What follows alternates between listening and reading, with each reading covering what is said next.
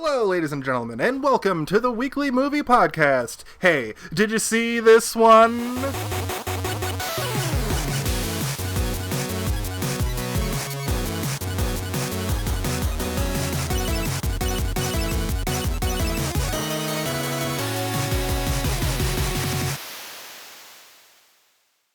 Yeah, it's me. Hello, everyone. Welcome to another exciting episode of Hey, did you see this one?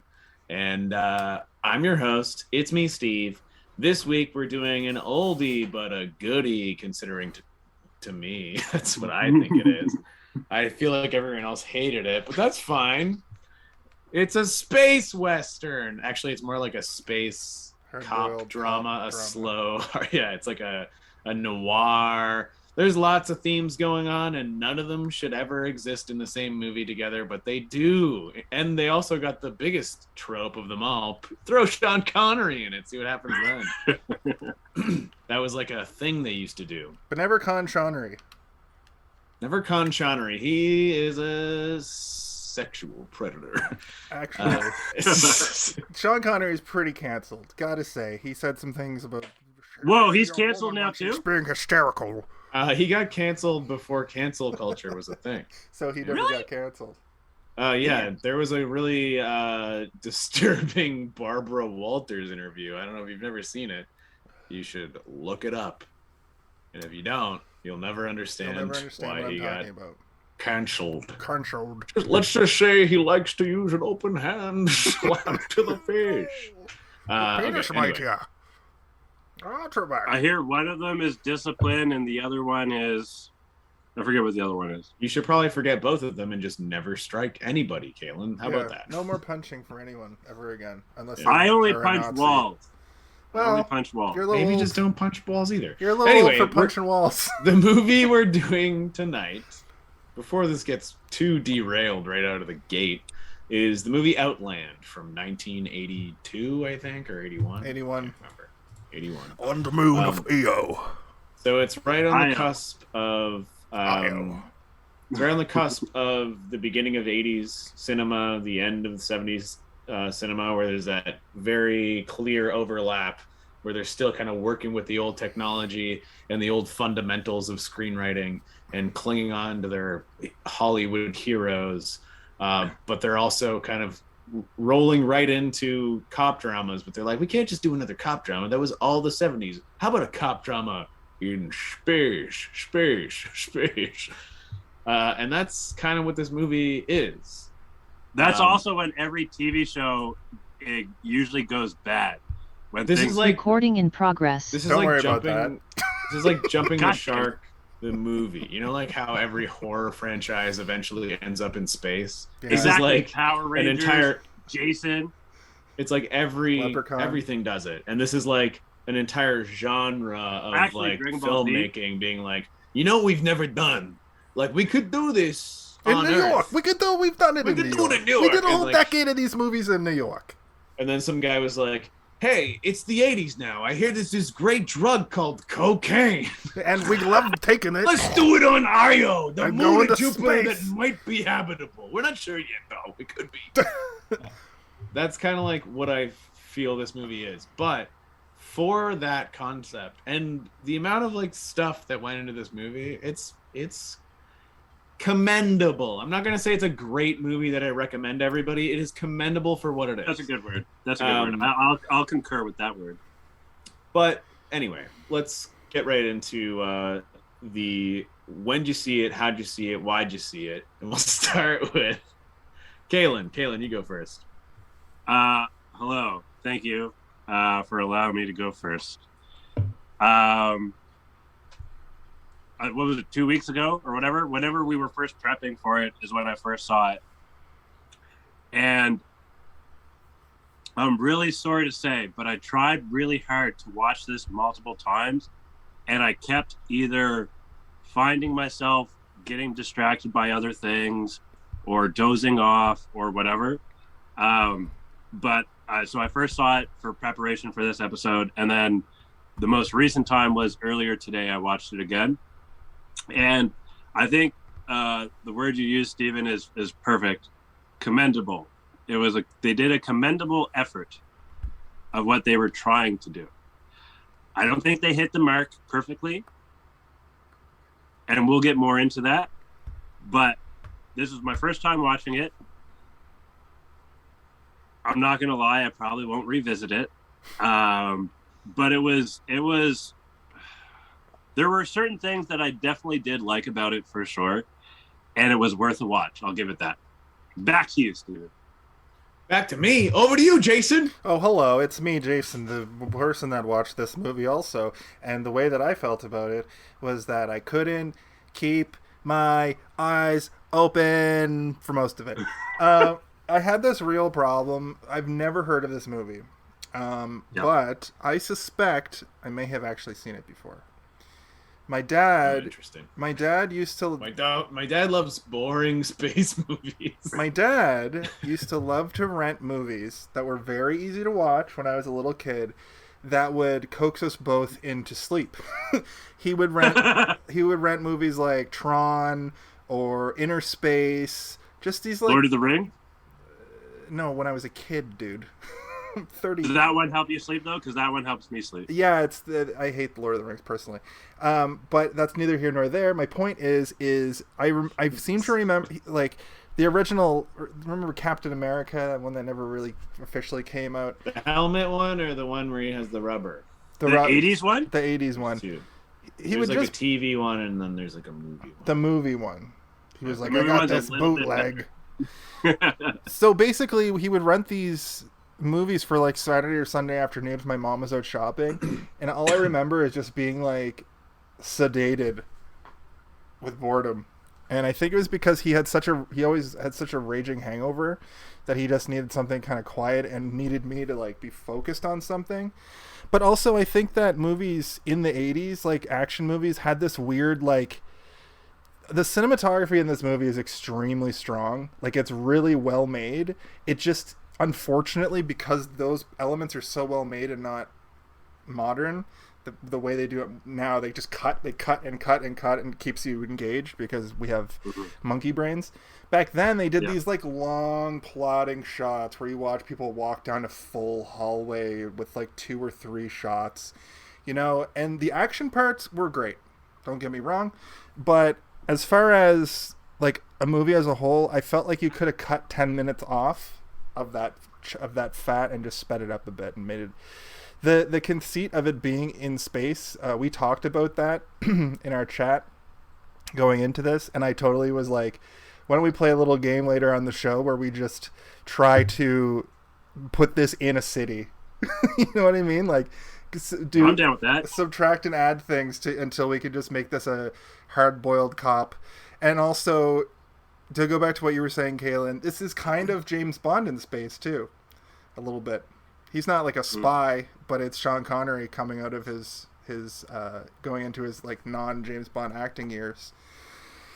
I feel like the only element is Sean Connery. Pretty much. That would connect it to Yo, that doctor lady. Ooh, I mean, you know what? The villainous aspect, maybe, like, because there is a very clear villain early on that he knows who he's. That's usually a plot point in James Bond movies, is like you discover who the villain is, the hero meets the villain quite early on, and then they're like playing chess the rest of the movie. That's kind of like a James Bond trope. Yeah. Also, hallway. Can we give a little shout out to 2001: Space Odyssey? Oh, that was another movie I wanted to mention because this whole time I'm going. 2001: Space Odyssey. Shout out. You invented space. It had the same. The quiet parts felt like the quiet parts from Inner Space, 2001, and the other movie I said. Yeah, there was like a brief moment in science fiction. Yeah, there was like a brief moment in science fiction where filmmakers were like obsessed with like the actual way that like space works, where it's like there's no sound, and you're like, yeah, but that's kind of boring. There's no fire. Okay, but that's also kind of boring. Like, we need fire and sound in space, or else it's just like. Well, they had to be close to the planet because the gravity stuff at the end made no fucking sense. It was really inconsistent. The gravity system in this movie was really inconsistent, but they made it make sense. I noticed that. They also don't really spend a lot of time trying to explain it, which is fine. Like, Yeah. It's whatever. Anyway, Jason, the first time you saw it was this time. Sorry, I want in summation. I didn't mean to give you my whole review, but in summation, it reminds me. I hope you have more than that. I do. It reminds me a lot of watching movies with my dad as a kid, but this is the first time I saw it. But I do suspect my dad might have rented this at some point because it felt like I had those.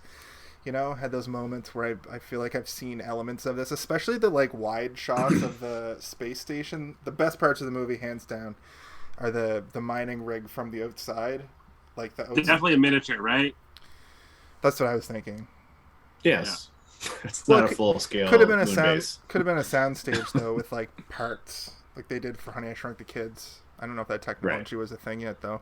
There's also miniatures where they use like a miniature dummy and stuff. You can kind of tell depending on the quality you were looking at it from. I'm gonna steal it from you, Jason, and talk about the first time I saw this movie. If that's over okay. to you, Steven.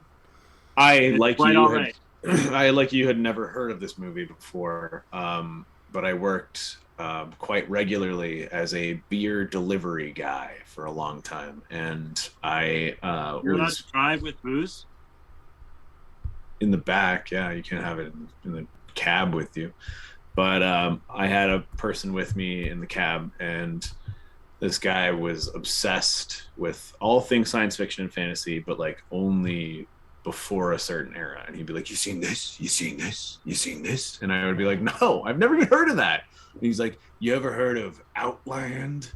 And I was like, "I've never Outlander, the Outlander." And he's like, "No, none of that. Sean Connery, Jupiter Moon, Space Cop." And I was like, what? This sounds amazing. And he brought it to work for me, let me borrow it. And I'm pretty sure it was a DVD. It was one of those those like shitty DVD cases that are made of cardboard that you like clip it open and it like opens up. Oh yeah. It had like one little piece of plastic. Like a book lock DVD. Yeah. Probably Shoutcast branded. The first Matrix movie was that kind of packaging. There's nothing wrong with that. Also, the first Rush Hour was that kind of packaging. All I'm saying is that if it gets wet, it's fucked. That's what I'm saying. It's a cardboard box. Anyway, so this is the first time I watched it. I got like really, really, really stoned and watched it, and I thought it was the greatest shit I'd ever seen in my entire life. I was like, this movie's amazing. I was hypnotized by the cinematography. The music was transporting me to Io, and like Sean Connery being like, "I'm in space." I was like, he's in space. This is amazing. And when he's like telling that doctor, he's like, "Oh, slap your ass all over this lab, you fucking dirty doctor." I was like, this is fucking dope. And like that's a marshal. The guy like playing golf in space, and he's like, "You better get out of here. You're fucking dead. And if they don't like you, they don't like me. And if they don't like me, they're gonna kill you." And I was like, this is like amazing. Like all of these elements are so good. And I think the way I was watching it was like literally like minute to minute when I was watching it, that obliterated out of my mind. I was like, every single minute is so good. But then when you look at it as a whole afterwards, it's completely forgettable. And I hadn't watched it since I watched it that one time, brought it home the next day, gave it to him, and I said, that was the most amazing fucking movie I've ever seen in my life. And then when we were trying to pick this random movie month, I was like, you know what, let's pick this one. So I have only seen it once before this. I'm glad you brought it to the table. I'm glad. I am too, because I watched it again, and you know what, like there is still a lot about this movie that I think is... I don't want to get too much into it. Like we want to talk about the movie, right? I'll run right into my review if I do it this way. But this is the second time I watched it. Was last week. I didn't rewatch it between last week and now. What, Kaylin? New hat? No. This now, is one of like, the oldest hats I own. Why now? Like, does your brain not go in like a straight line ever? No. And I wasn't trying to interrupt. That's I was waiting for him to talk. I usually wear it backwards. That's why you're confused. Oh, that's why. Okay. Sorry. I'm wearing it forwards because he wears a forwards cap in the movie a lot. That's why with the cool thing on it. Anyway, I watched it last week, and I have to agree with you guys. It was fucking boring as fuck. But there is lots of stuff in this movie that I think is worth discussing. I couldn't stop thinking the whole time I was watching it that, like, if I mentioned this later in the review, but, like, if the three of us had watched this live together and had some beers and we would talk about it if I was getting stuff, stoned, but I was just, like, on my breaks watching it, like, I'm so tired. Okay, you're watching it at work, though. You gotta sit down and watch. I'm not watching it at work. I'm watching it when I have time to watch it over the last couple days. All right. Well, here's the thing, Jason. So I wouldn't. You gotta watch a movie. You gotta watch a movie. You press play and you watch it until the movie ends. You need to invest. Can't fucking press pause like part way through the movie. That's not how you watch a movie. It doesn't really work. That's how you watch a TV show. Yeah, it doesn't really work for me. That's. Wow. And that's what you bring to the table. Jason, I know you can do it. I've been to the movie theater with you and watched a movie. That was Thor, though. That was Outlander. Thor was also boring as fuck. That movie was boring. No way. What are you talking about? It's like a constant, like, look at all these lights. It's like lightning in your eyes the whole time. Thor's making quips. He's saying funnies. He's saying Taika Waititi written funnies. There were no Taika Waititi written. This movie takes itself way too seriously. That's what's good about it. There was it a few didn't funnies. Take itself There's seriously. a handful of funnies. The Doctor is hilarious. The Doctor was every time she came on screen, I was like, she's gonna say some real shit to this dumb cop man. I'm not an idiot. Yeah. Best line, hands down. My favorite fucking part of this movie. My favorite line. Her introduction is like he walks up and he's like, "Are you the doctor?" And she's like, "Yeah, take 2 of these and call me in the morning." She doesn't even prescribe him anything. She just walks away. Anyway, what were you saying, Jason? I'll get to it. I forgot. I wrote it down properly so I didn't have to paraphrase. Oh, it's your wife is a stupid lady. You want to go get drunk? And then Sean Connery off screen goes, "Yeah." Yes, let's go get some drinks. I think it's like the kind of the best part is like most of his colleagues and stuff are younger, right? Like they're younger men, and like There's ladies. Okay, younger women, people, and she's like of his age, you know, and like clearly of his age. Like they're both older people, and they have like a weird mutual understanding, which is kind of good. And they have like a weird loyalty to each other, which is established through almost no dialogue, but you get the rapport immediately. Like he's like, no one on this base is loyal to me and ever will be, but she likes him. Like I thought the jokes were the establishment. You know what I mean? Like she made. That's exactly what it is. What I mean by nothing is there's no moment where the camera gets soft and low and they hold each other's hands. They're just like have a camaraderie that is like unspoken and understanding through humor. Right. In fact, you nailed it on the head. She gets a little bit nicer to him at the end, and then he like friend zones her basically. She's like, "I'm glad we're friends," and she's like, "I have a son and a wife. My son calls me daddy, even though he's 11 for some reason." Very strange. I keep telling him to stop. Hey, did you guys ever have braces as kids? No. Yeah. I did. Why? Enlighten me, Kalen. Because I got hit in the face with a teeter-totter. Okay. No. Not why did you have braces? Why did you bring that question up? Oh, because you talked about the kid, and that made me think about when the kid said, "Oh, I don't want braces. Do I need them?" And then some guy's like, "Would you like crooked teeth?" It's true. He did say that. Okay. It's very early on. Yeah. Here's something I need to say to you, Caleb, because you seem to.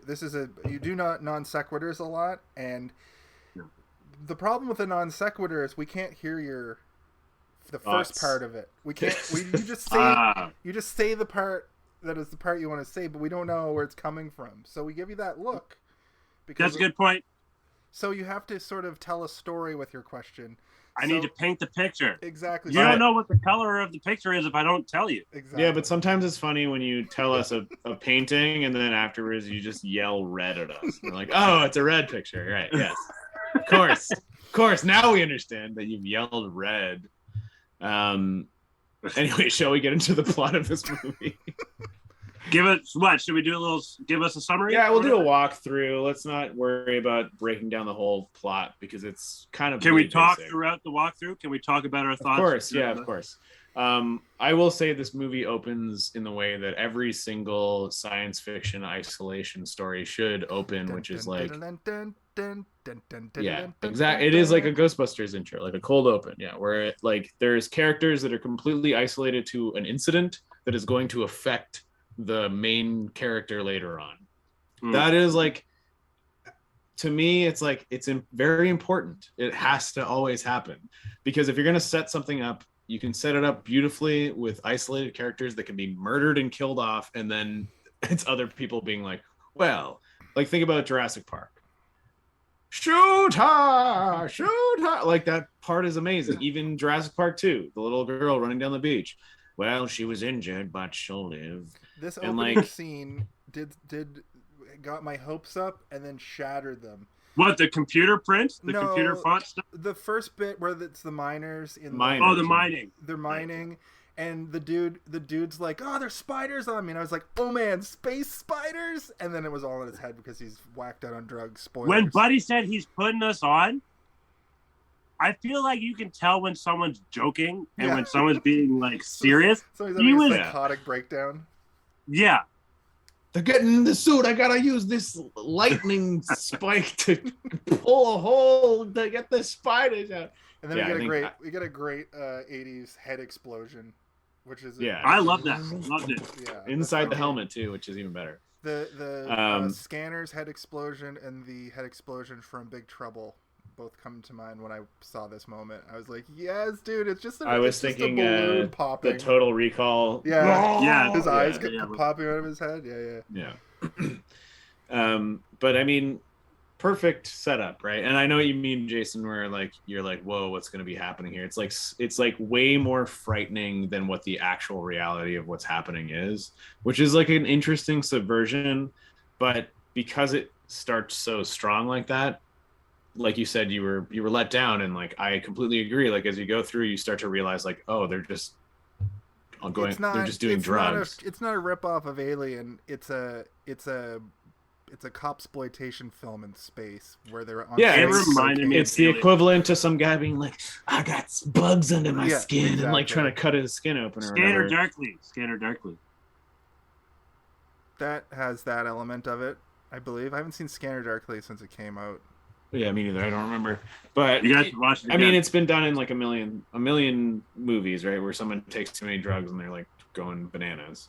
And I do like that they do it a couple times, but by the third time where like the whole police crew are going around and like, if you kill her, I'll kill you. That's a guarantee. Or whatever. Like when they get to that point, you already know what's going on, right? You're like, they're tripping out on drugs, because there's that whole scene where the guy is like passing drugs out, and there's the scene where the guy like takes some drugs and like walks in his little bed thing. He pulls down the shade. I could still see through that shade. Yeah, you can't whack it in there. No, just a bunch of bunks. Basically, prison. So this, I kept thinking about the fact that you telling us that it was basically just it could have been done in New York, but in space. Kind of, I might have ruined it for you before you watched it. Yeah, but only because, sorry, I shouldn't have said that. No, I know, but kind of ruined it only because I didn't come to that conclusion on my own, and it's not a big deal. It's not like, oh, you spoiled the thing. I didn't believe you that that's all it was going to be. I kept waiting for the big. They're gonna find some sort of relic or something, some ancient relic. Like this is where we make the drugs from. But yeah, this ancient relic. The drugs come from alien cum. Like nothing cool happened. They just it's just this cop who's like his wife's gonna leave him if he doesn't like get out of his funk, which is every cop drama anyway. And then he has to solve this dumb drug crime where the boss of whatever is sometimes it's a union, sometimes it's like CEO. Yeah, sometimes the CEO, like RoboCop, kind of thing. But there was no RoboCops, there was no robots. And here's the thing that bugged me the most. It's 1981. It's 1981. Cocaine has just hit the scene. Why not just make it space cocaine? They have the ability to use their imaginations and do whatever they want to make it more futuristic. But for some reason, they made it to the planet Io with 1980s technology. Just they could do face to face, like they could do FaceTime was the only real. Like, FaceTime. wow, imagine if one day we can just talk to each other over the computer. They didn't. There was the fucking doorways. The things on the doorways were literally calculators. Did you catch that? They're literally. I know they were keypads. Was it a I calculator? didn't catch that they regular- were literally calculators. There's That's like a awesome. pound key. That's There's like a awesome. division button. Yeah, That's fucking So- hilarious. that's My what- code is 99281 divided by. Yo, they should make fucking door codes with like calculator buttons like that, where it's like a math equation to get your lock. Oh, on. Kaylin is now saying that maybe this is the real future. See, that's what I'm saying. There's What it reminded pinpoint- me of, though, in the like, I like that Fallout had this thing. The Fallout video game series has this thing where it's the future in the 1950s because of they figured out fusion technology like way earlier. So Yeah. the world ends and it's this weird like 50s, but there's hover cars like Yeah, I wasteland. mean, This doesn't feel like that. This just feels like they somehow made it to the planet Io in the 60s. Now it's the 80s, and they've been there for. well, I mean, sometimes an imaginative, creative team and director can take stuff and they can make it look more science fiction-y just by getting creative with it. But if you look at Alien, like the first Alien movie, which is heralded as one of the best science fiction movies and horror movies ever made, it is rife with like shitty future tech Okay, bullshit. that's right? a good point. Like it's not That's a like the good- It's the movies that were made in this execution, time. No, though, if you go back and look at it, it's big boob tube screens that have green shitty text that are still all scribbly and shitty. Like No, I'm not disagreeing with that. I mean the storytelling behind it. Like, you know what I mean? Like there's Oh, more. of course. I'm not trying to say that Alien and this movie are on the same level. I'm just saying that when it comes to what Jason's talking about, those things, it's very easy for us to be like, make it more futuristic, would you? Like Gotcha. they only had certain things to work with, right? So That's true. that calculator, the guy probably the prop master was like making the sets, and he's like, just throw a calculator. Just put some $2 calculators. That's all we got. I yeah. will say that for all its shortcomings in that, I think that this movie Calculators are probably more than $2 back then. That's true, but I think this movie probably came out in theaters and blew people's minds because the spaceships looked like Star Wars quality. You know what I mean? When They were did. They on, look good. Yeah. when they were yeah. in the corridors, it felt like I was, that looked great. And those giant they must have been like miniatures with matte paintings with moving parts. The sets all looked really good sets too. all Yeah, look dope. And I'm just nitpicking because like we're a movie review show, and I just wanted to express my disdain for some of the elements. But not for nothing, this movie probably blew people's minds when it came out. And honestly, if I had seen it in 1992 or 93, there weren't a lot of movies that even it would feel like an old movie even still, right? But there weren't. I told you I saw it in like 2011, and it fucking blew my brain out of my head But you were because I was stoned. super high. You know I what know. I mean? So I mean, you watched it at work in chunks. So maybe if you were high as hell, you would have loved it. That's a good point. I can attest that when I watched it the third time high. So It Jason, was slightly you made better. the point. If they made this a little bit more like this same movie, but just cut it and edited to make it a little more fast paced, it would have been more engaging. Or just for like sure. I agree. Just less like.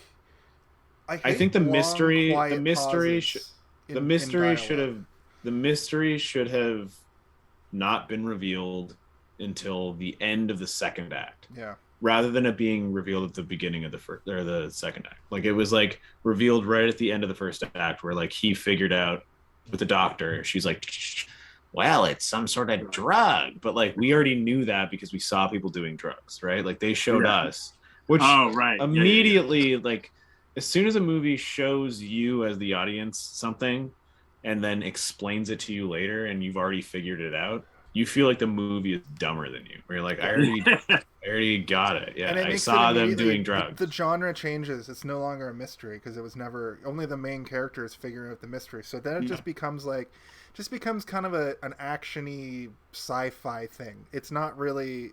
I want to be following.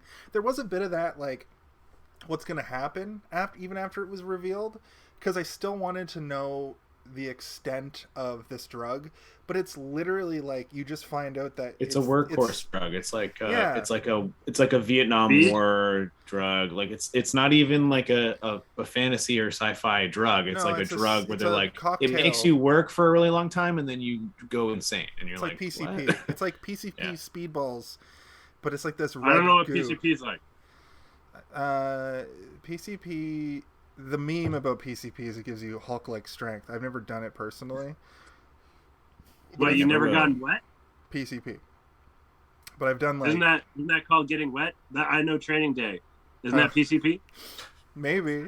I think PCP just became meth at some point. I don't know. More and more I'm realizing that Kalen like knows more about movies than I do every time we do one of these. You're like, haven't you seen Training Day? And I'm like, I have, but what do you mean? He's like, I'm talking Training Day here. You're gonna get what? I've seen Training Day, but I wouldn't have thought to be like, you ain't getting wet over here. You ever have your shit pushed in? Washington. It's Tuco from fucking Breaking Bad. I'm going just tangent on a tangent. No, but that actor who plays Tuco, who is in Training Day, is like, I cannot figure out where this guy's acting begins and ends. When he takes a hit of the blue fucking meth and goes tight, yeah, it's my favorite scene in anything ever. It's my favorite villain moment. You really get a feel that this guy, and then he beats the shit out of his nephew. Yeah. For being like, yeah, because Walter's just like standing there like, you like the stuff? And then Tuco's like, oh yeah, you better come back with the good stuff. And then the criminal next to him is like, yeah, don't forget who you work for. And Tuco's like, you calling this guy stupid? And then just kills him. He accidentally kills him. Anyway, I've been watching Breaking Bad, and I can tell. I kind of held Breaking Bad to this movie a little bit, so my bad. Probably a little bit different in writing, a little bit different in pacing. But I do love I love crime drama and crime, but I think that crime sci-fi might not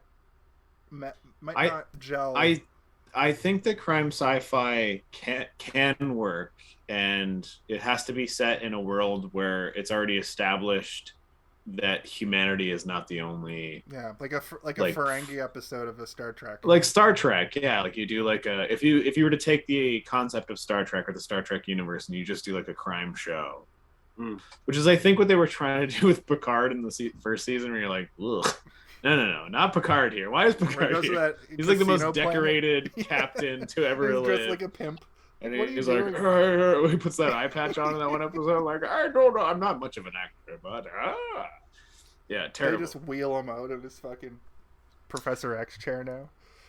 All right, so Sean Connery's character after the PCP outbreak happens is he's already stationed here. It's not even like he's called in to deal with this. He's been there a few weeks. Yeah, he's been there a little while, and he is replacing the previous like security chief or whatever. Marshal. Basically marshal, yeah. Which is like, it's basically like a police chief. He's like the top of the order of all the police authority of this. On paper, because the CEO, boss guy or whatever of the mining company is like, these guys, they work hard, and sometimes they gotta fucking let loose a little bit. He literally says, they work hard, and we gotta let them play hard. If you know what I'm talking about. Now get the fuck out of here. I got the best workers. I got the best prostitutes. I got booze that ain't water. Yeah. I gotta let my boys blow off a little steam once in a while. If I gotta get this sometimes space. You just gotta let your fellas get their dinkies, stinkies. Now get them out of here. Hey, did you guys call your Hot Wheels dinkies? I absolutely did. See that, Kaylin? That was a good non sequitur. That worked because I knew what you were talking about. Thank you. Also, how about Sean Connery's accent in this movie? Was he trying to do an American accent? The same as always? No, he's doing something. Felt like he was doing a little... What is he doing? Jason? He wasn't going like full Scottish. He was trying heavy, to be like... not heavy. Well, he never really goes full Scottish. America. Maybe like northern Scotland. No, it's Central Scotland. You can tell it's like written by like I don't know who wrote this movie, but there are moments in it that I'm like, either the director or the computer. Pardon? Sorry, go ahead, Steven. I'm just keeping an eye. I'm just keeping an eye on our stream because I think I'm having some internet shit tonight. So I think the stream keeps like buffering. Okay. So that's why I keep looking, and it's making me crazy. I think that either the writer or the director of this movie, or maybe both, were like old men. That sounds about right. And this is about the time that like the studio changeover was happening, where the old guard was dying off and like new blood was coming in and taking over the studios and giving like Steven Spielberg like all the money, be like, all right, Spielberg, make your fucking E.T. movie or whatever. And like, have you seen that Empire Strikes Back? It's a pile of shit, but it made a lot of money. Let's go, Return of the Jedi. So for this, they're like, all right, yeah, cops in space. Everybody loves cops. Everybody loves space. Everybody loves drugs. It's gonna be great. But then you like see these scenes where like she's like gives him a kiss, like I love you, and he's like I love you too. I've got to go because you smell good, and he like walks away, and then he's like walking to work, and then she like goes like to like a bulkhead of a spaceship, and she's like. And he's like, what? What's wrong? Why are you acting like you're from Gone with the Wind like all of a sudden? The very end scene where he's writing the letter to be like, I'm coming, I'm gonna come. Yeah. And he's like, keep the ticket warm. So we'll talk about this as we go. Yes, exactly. We'll talk about this as we go. But later on in the movie, it turns out that you have to go to sleep for a year to go back to Earth. The family wants to move to Earth. Sean Connery wants to stay and figure out this crime. And he thinks he's not worthy of not figuring out the crime. It's a whole thing. We'll get into it. But what happens is at the end, spoiler alert, the story's wrapped up, and it's a happy ending. Wait a minute. You telling me this movie ends at some point? No, we're still living it now. At least it feels like it. What ends up happening is it just ends with him writing a letter to his wife on a fucking green old school. That's a good way to end a movie, though. MS-DOS. And he said, no, it's before DOS. That's because she left. Well, not left, but like. But he's like, he says, keep the ticket warm. I can't wait to sleep with you for a whole year. And I'm like, that's what a weird way to end a movie. It's a funny joke. Is it? Yeah, it's like they're fucking for a whole year. He's like, I'm going to insert my frozen penis into your frozen vagina. Imagine if they freeze them while they're together. That's what I just said. That was my joke. You fucker. The penis might Well, you know what? The one thing that I did think they set up early on in the movie, which was appreciative, I was at least, is that they told you how far away things were from each other. Like they at the screen text. Oh, like the level? No, it told you like this is this far away from Jupiter, and this is this far away from the nearest space station, and this is how much time it takes for shit to, and like they just like establish that with a couple of green texts at the beginning. Yeah. If you don't pay attention to it, then you're not gonna like ever give a shit. But like I was like, what is this? Why are they giving me this information? Why do I need to know that it takes 11 days for this thing to get to that thing? And then later in the movie they're like, we're sending out another crew, and I'm like, 11 days. It's gonna take them 11 days to get there. He's got 11 days to Kevin McAllister this fucking base out. Like I was like, yeah, this is why they told me that. I didn't super put that together. Thank you, because I did feel like there's a point in, like the hero, the part of the story where like everything goes wrong. Usually, if it's a group of people, they all like split up and go their separate ways for a while till the hero gets them all back together. That part in this movie is just showing him sad for like a few scenes. He's like playing squash by himself. Well, he's like he's trying to rally people as well, right? He calls in his sergeant. I could use your help. He goes to the bar. He goes to the bar, and everybody's like, "Why is the cop at the bar?" And he's like, "I'm gonna get a drink now. I'm sad." The reason is because the guy, okay, so I feel like we should go through the plot a little bit more. Okay, sorry, I keep because like I have explanations for these things, but without context, it doesn't really matter. Hit us, Steve. We're only in like the first scene. I know. The spacesuits have Christmas Nice. lights in That was them, a good one. and the I give Christmas that like a lights are a 7. nice touch, in my opinion. The what? The The space Christmas suits? lights in the spacesuits in the helmet. Oh yeah, too many lights, around the right? It's thing? way too many lights. Yeah, that was like. I was like, I'm ooh, like, that's how would like, you that's some see dollar anything? store. Then they're all pointing right at the guy's face. He's like, hold my hand. Hold my hand. I can't see. I can't see. And he's like, I can't see either. I can't see anything. There's too many lights in this helmet. Who the fuck designed this helmet? The psychopath. So Keep going. I'll be right back. all right. They, the tragedy happens. It cuts to him and his family. His wife is clearly apprehensive about them staying there, and he's reassuring her, She goes like, to don't stay with her worry, space- we've only been about 2 She goes to fucking stay. weeks or She goes whatever." to stay with her space sister or her space parents or whatever. She's like, I'm leaving for a while. I'm going to stay with my space mother. Our space son has never seen Earth ever. He's Space- never been on Earth. never He's been a to- space boy. He's never been to space Earth. And he goes in and he has that meeting with Ray Barone's dad. He's like, listen, see, Shepard. I'm on. His name's Shepard too. Shepard. Yeah, it's fucking Mass Effect. How about it? And Sean Connery's name is O'Neill because fucking of course it is. They gave a Scottish guy an Irish name. Yeah. Because of Stanley O'Toole produced it, so he's like, it's gotta be Irish. Only the Irish can take care of Jupiter crimes. Yeah. It's a potato mine. They're like, we shot all of Earth's potatoes into Io many years ago, and we hope they would sprout. Have they sprouted yet? That's the ore they're going after. So the space station is. We find around this point that It's like Stardew Valley, where it's like, there's so many potatoes like flying out. So space EO is they're getting some ore. Did you get the name of the ore? Because I felt like they just kept saying we're mining ore. The ore that we're mining. Titanium. It's titanium. It was titanium. Cool. Which is like, why not Titan? Also, I don't think there was a movie title. Shut up. Yeah, nobody said we're in Outland now. Well, he's like falling off the side of the space station. So we got up to the point where he's like, I let my space boys space work, and I'm gonna let them space party space hard or whatever.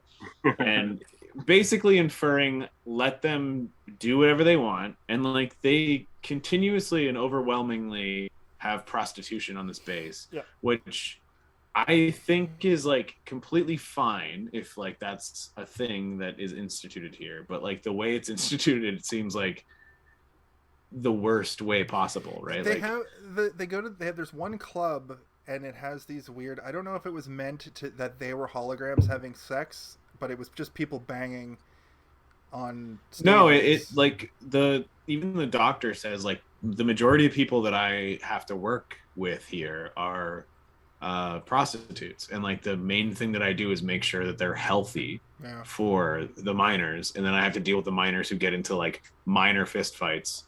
I didn't even mean that, but like they basically are just like reinforcing the idea that like everything here is like fine, like nothing is out of control. There's no it's a fine place to work if you work here. It's a fine place to work here. In the mining level, the administrative level, the prostitution level, the bartending, like everybody has a job and they all work and everything's good. They missed a key hard-boiled cop New York crime drama thing in this.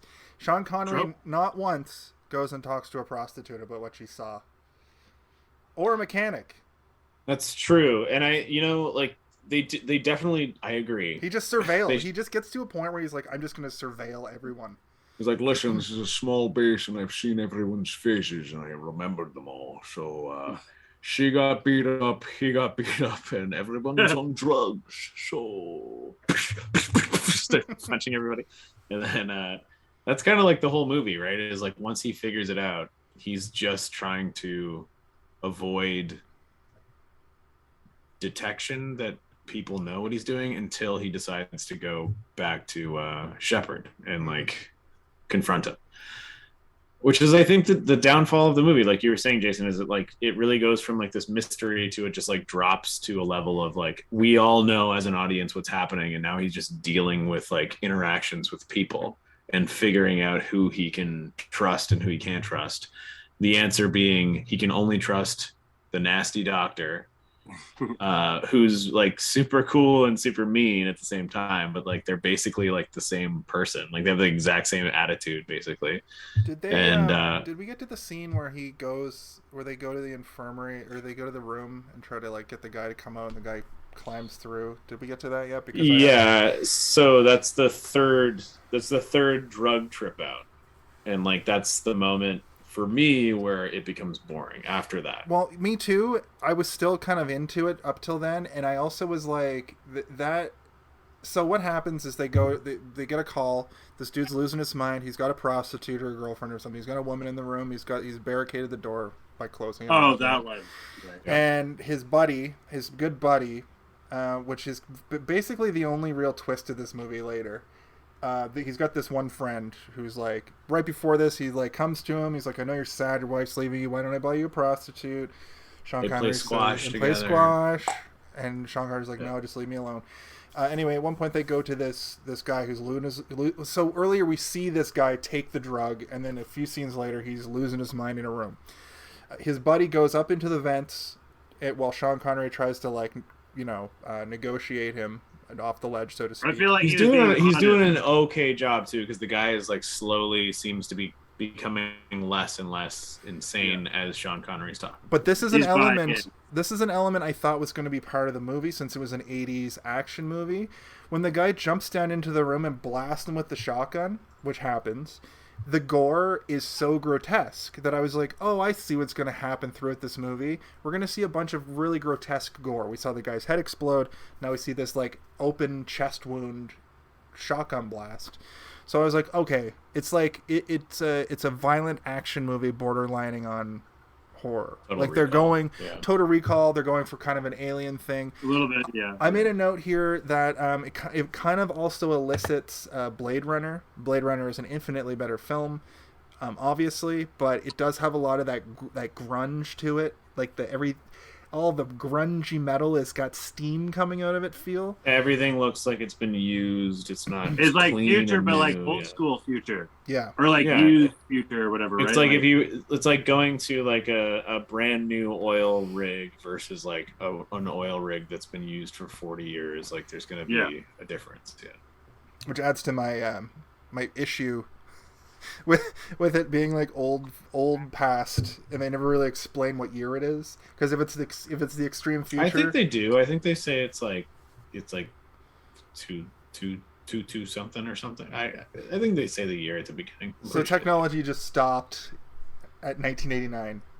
They got the, like. Jason, we already talked about this. We can't. They were able to do have our floating orbs and balls of light that we have now, because CGI didn't exist yet. But they did do it like an ASCII art sort of. When he gets the image of the guy he's going to look for, they show it in green and black. Worse than the than when he's talking to his wife or whatever. Yeah, that's like a weird thing where I'm like, why not just a photograph? Like, why is it like a weird hologram of green? You're like, and it's like.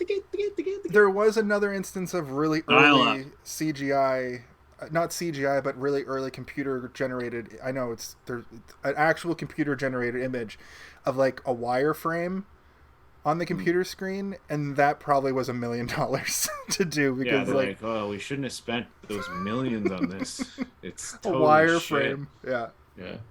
We got one polygon for $1 million. Make it worth the while. And like it's like a giant warehouse full of computers, and like, we can do another polygon, but you got to give us another $1 million. Yeah. And they're like, no, and they're like, all right, we're out of business. Polygons out of business. Okay, back to we'll just film.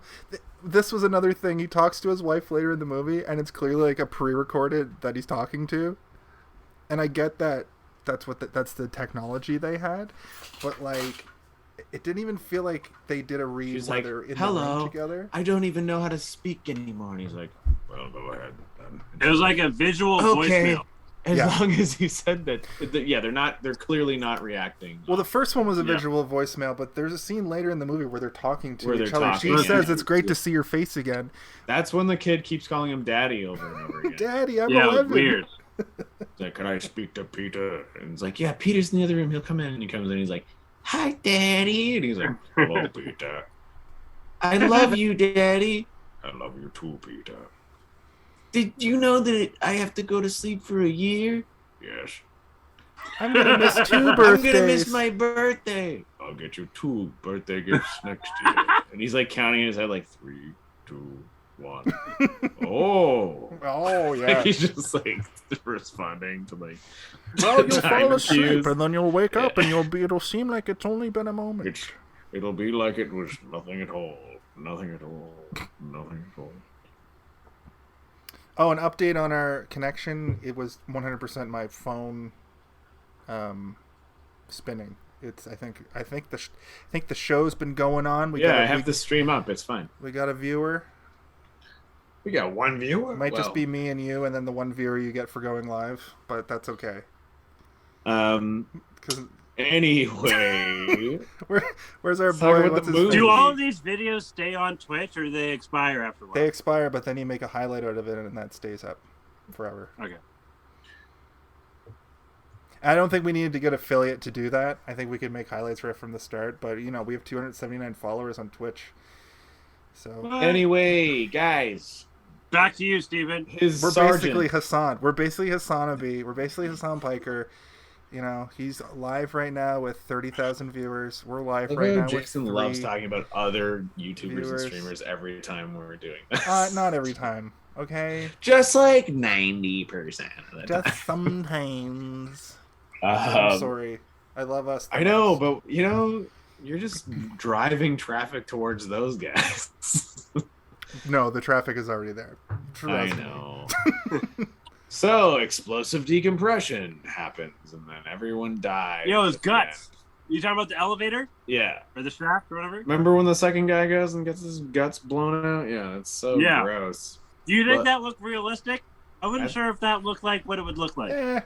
It's the 80s. Those practical effects are almost perfect. You know what they said at the same time while they were making it? They filmed it and they're like, "Hey, you got any more coke? Hey, you guys think that that's what it would look like? I'm not sure if that's what it would look like." And like everyone was like, "It's fine." Tight. No one else would know either. It was 1981. Well, to be fair, the movie was probably filmed in 1980, but it was 1980. And nobody knew. We still don't know what it would actually look like if somebody got sucked out of an air hole. Yo, what if because I was we've never wearing seen a it. helmet with air, but everything else was naked? You would freeze. Your body would turn to ice crystals. It's okay. A million below zero in space. A million? No, that's not literally, but the heat of the sun is what makes us warm. When we're not heated. And also our atmosphere. As well. Yeah. And clouds. Well, that keeps the heat in. Atmospheres are greenhouse gases. Hey kids, science. We don't just talk about movies. Science, bitch. Anyway, I don't know. Did I mention I'm watching Breaking Bad right now? Do you guys want to talk about Breaking Bad? You're not gonna blow up. You'll just be like all the air will get blown out very slowly. I like the idea of a hole in a spaceship causing everyone to have to grab on to shit. That's cool in my brain, even though I know that that's not how it works. But we know that because of airplanes. That will happen, or a really high skyscraper. That's where we base that information off of. But also, we have people in space, and we know that when they open up a thing, it's not not everything gets shot out. It's just the air goes out. Air's trying to expand, though, right? That's the science, right? Air's trying to take up the rest of the space, right? The air is being pulled out into the space, yes. Comment below if you know anything about what the fuck we're talking about, and please goddamn help us, because this is not Science Hour on Hey, did you see this one? This is 3 grown men who clearly didn't pay attention in high school science or junior I never high had astronomy science class. Astronomist? Chemistry. What the What did I say? Astronomist? And it's not Real astronomy. world. That's the study of Astronaut. I astronomers. never had astronaut. Okay, so after they go into the guy who's about to kill the stripper, dude jumps out of the air vent and shoots the guy, and he's like, he had a knife. I thought he was gonna kill me. And then Sean Connery's like, but he was standing down. And then the guy's like, oh, sorry. And then they're playing squash the next day, and that's when Sean Connery realizes, like, you're fucking working for this guy. You're working for Frank Barone. Gotta make the snitches quiet. To add to that, yes, it's like that was like an indicator that what you find out later is like, oh, okay, he shot him because he's on the other side. But I couldn't understand, because you can still do an autopsy on a shot body versus a body that implodes or whatever from lack of pressure or too much pressure or whatever the fuck. They don't need to do an autopsy on the shot body because they shot him. They know what his cause of death. But they also explain why they don't do autopsies is because they fucking jettison all of them. And there's that shot where he goes into the room. Well, he goes into that room of bodies they're going to jettison it, and it's got a giant ribbon on it, like a comedically large red ribbon that says "body to be jettisoned," which I thought was the stupidest, greatest thing in this whole movie. Your favorite part? Body like it's like a birthday present. It was like space. It was like a parody. Is what it looked like. Yeah. A giant red ribbon that literally said "body to be jettisoned." I mean, I'm surprised that you guys love the miniatures of the base. Like, when I saw the miniatures of the base at the opening shot of the movie, I was watching it on a 4K, and I was like... I was watching it in 1080p. It's clearly a tiny little...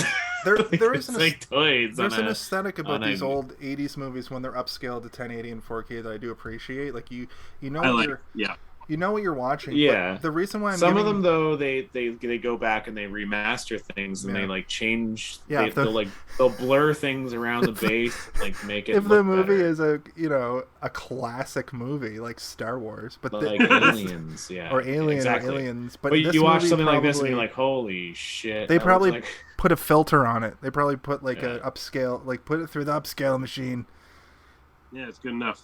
But I do like it though. Like there's some sort of charm about it, right? Where you're like, oh man, I can definitely tell that not only is that a miniature, but that stuff in front of it is like. But it's also tangible though, tiny. Right? Like, yeah, okay, it's a miniature, but it's tangibility does not always mean it's better though. Like sometimes you're like, holy fuck. I want to disagree. I would rather a shitty looking what's the word when it's practical.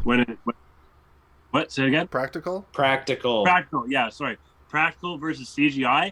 Me personally, hands down, practical every time. That's what I agree with Kaylin on that. I was going to say, it doesn't matter. I'll always like the attempt at a practical effect, especially in 1981, over them trying to use 1981 CGI, which is just a wireframe. Right. In 1981. Okay. They did have CGI in the 80s. Yeah, we're not talking about She-Hulk 2022 here. But what I'm saying is that there are examples that we can use that you wouldn't even know it was CGI. Yeah. And like those are the times that it's like forgivable because you don't even know it. Like you think that you know what you're talking about, and then you're like, oh, I thought I knew better, and then you realize you don't.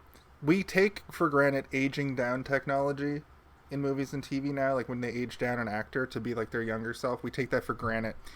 I was watching there's an early episode of Breaking Bad, where they show Walt talking to Gretchen. Gretchen's the person he worked with in the before time, and they aged them down by just like doing this smoothing to their face. So the whole scene they have to have them in like it's nighttime and they're in like a room being lit by the moon, so that it's all shady and like, you know what I mean? It's shadowy. And every time you got a good, clean look at their face, and this is like 2009, so like, what the fuck? It's just smoothed. And we wouldn't have seen that watching it back then, because it was like, the TV only went up to like 720p back then. Especially on those projector TVs with the big-ass fat bottoms. Hold on. So my point is, I agree with you, Kaylin. A practical effect will always make me say, hey, that looks pretty good for a practical effect, versus That looks like dog shit CGI, and I saw right through it immediately. Oh yeah, I mean, a pretty good practical effect is always going to be better than a pretty good CGI effect. That's 100% true. There's like an overlap. Yes. If that's the argument, I agree with you 100%. If you can tell it's CGI, it's bad. But if you didn't know it was CGI, then you would never know. That's the point. Right There's now, so much CGI you don't even know it's exists. What? Actually, you know what? That's a lie. There's sometimes like the background of a scene more often than not has a whole shitload of CGI. And they have stuff that you don't even like think about now. Like, you know, like the what's it called? The brick. The brick from Spider-Man. That was actually a globe. How the fuck did you know that I was going to talk about the brick from Spider-Man?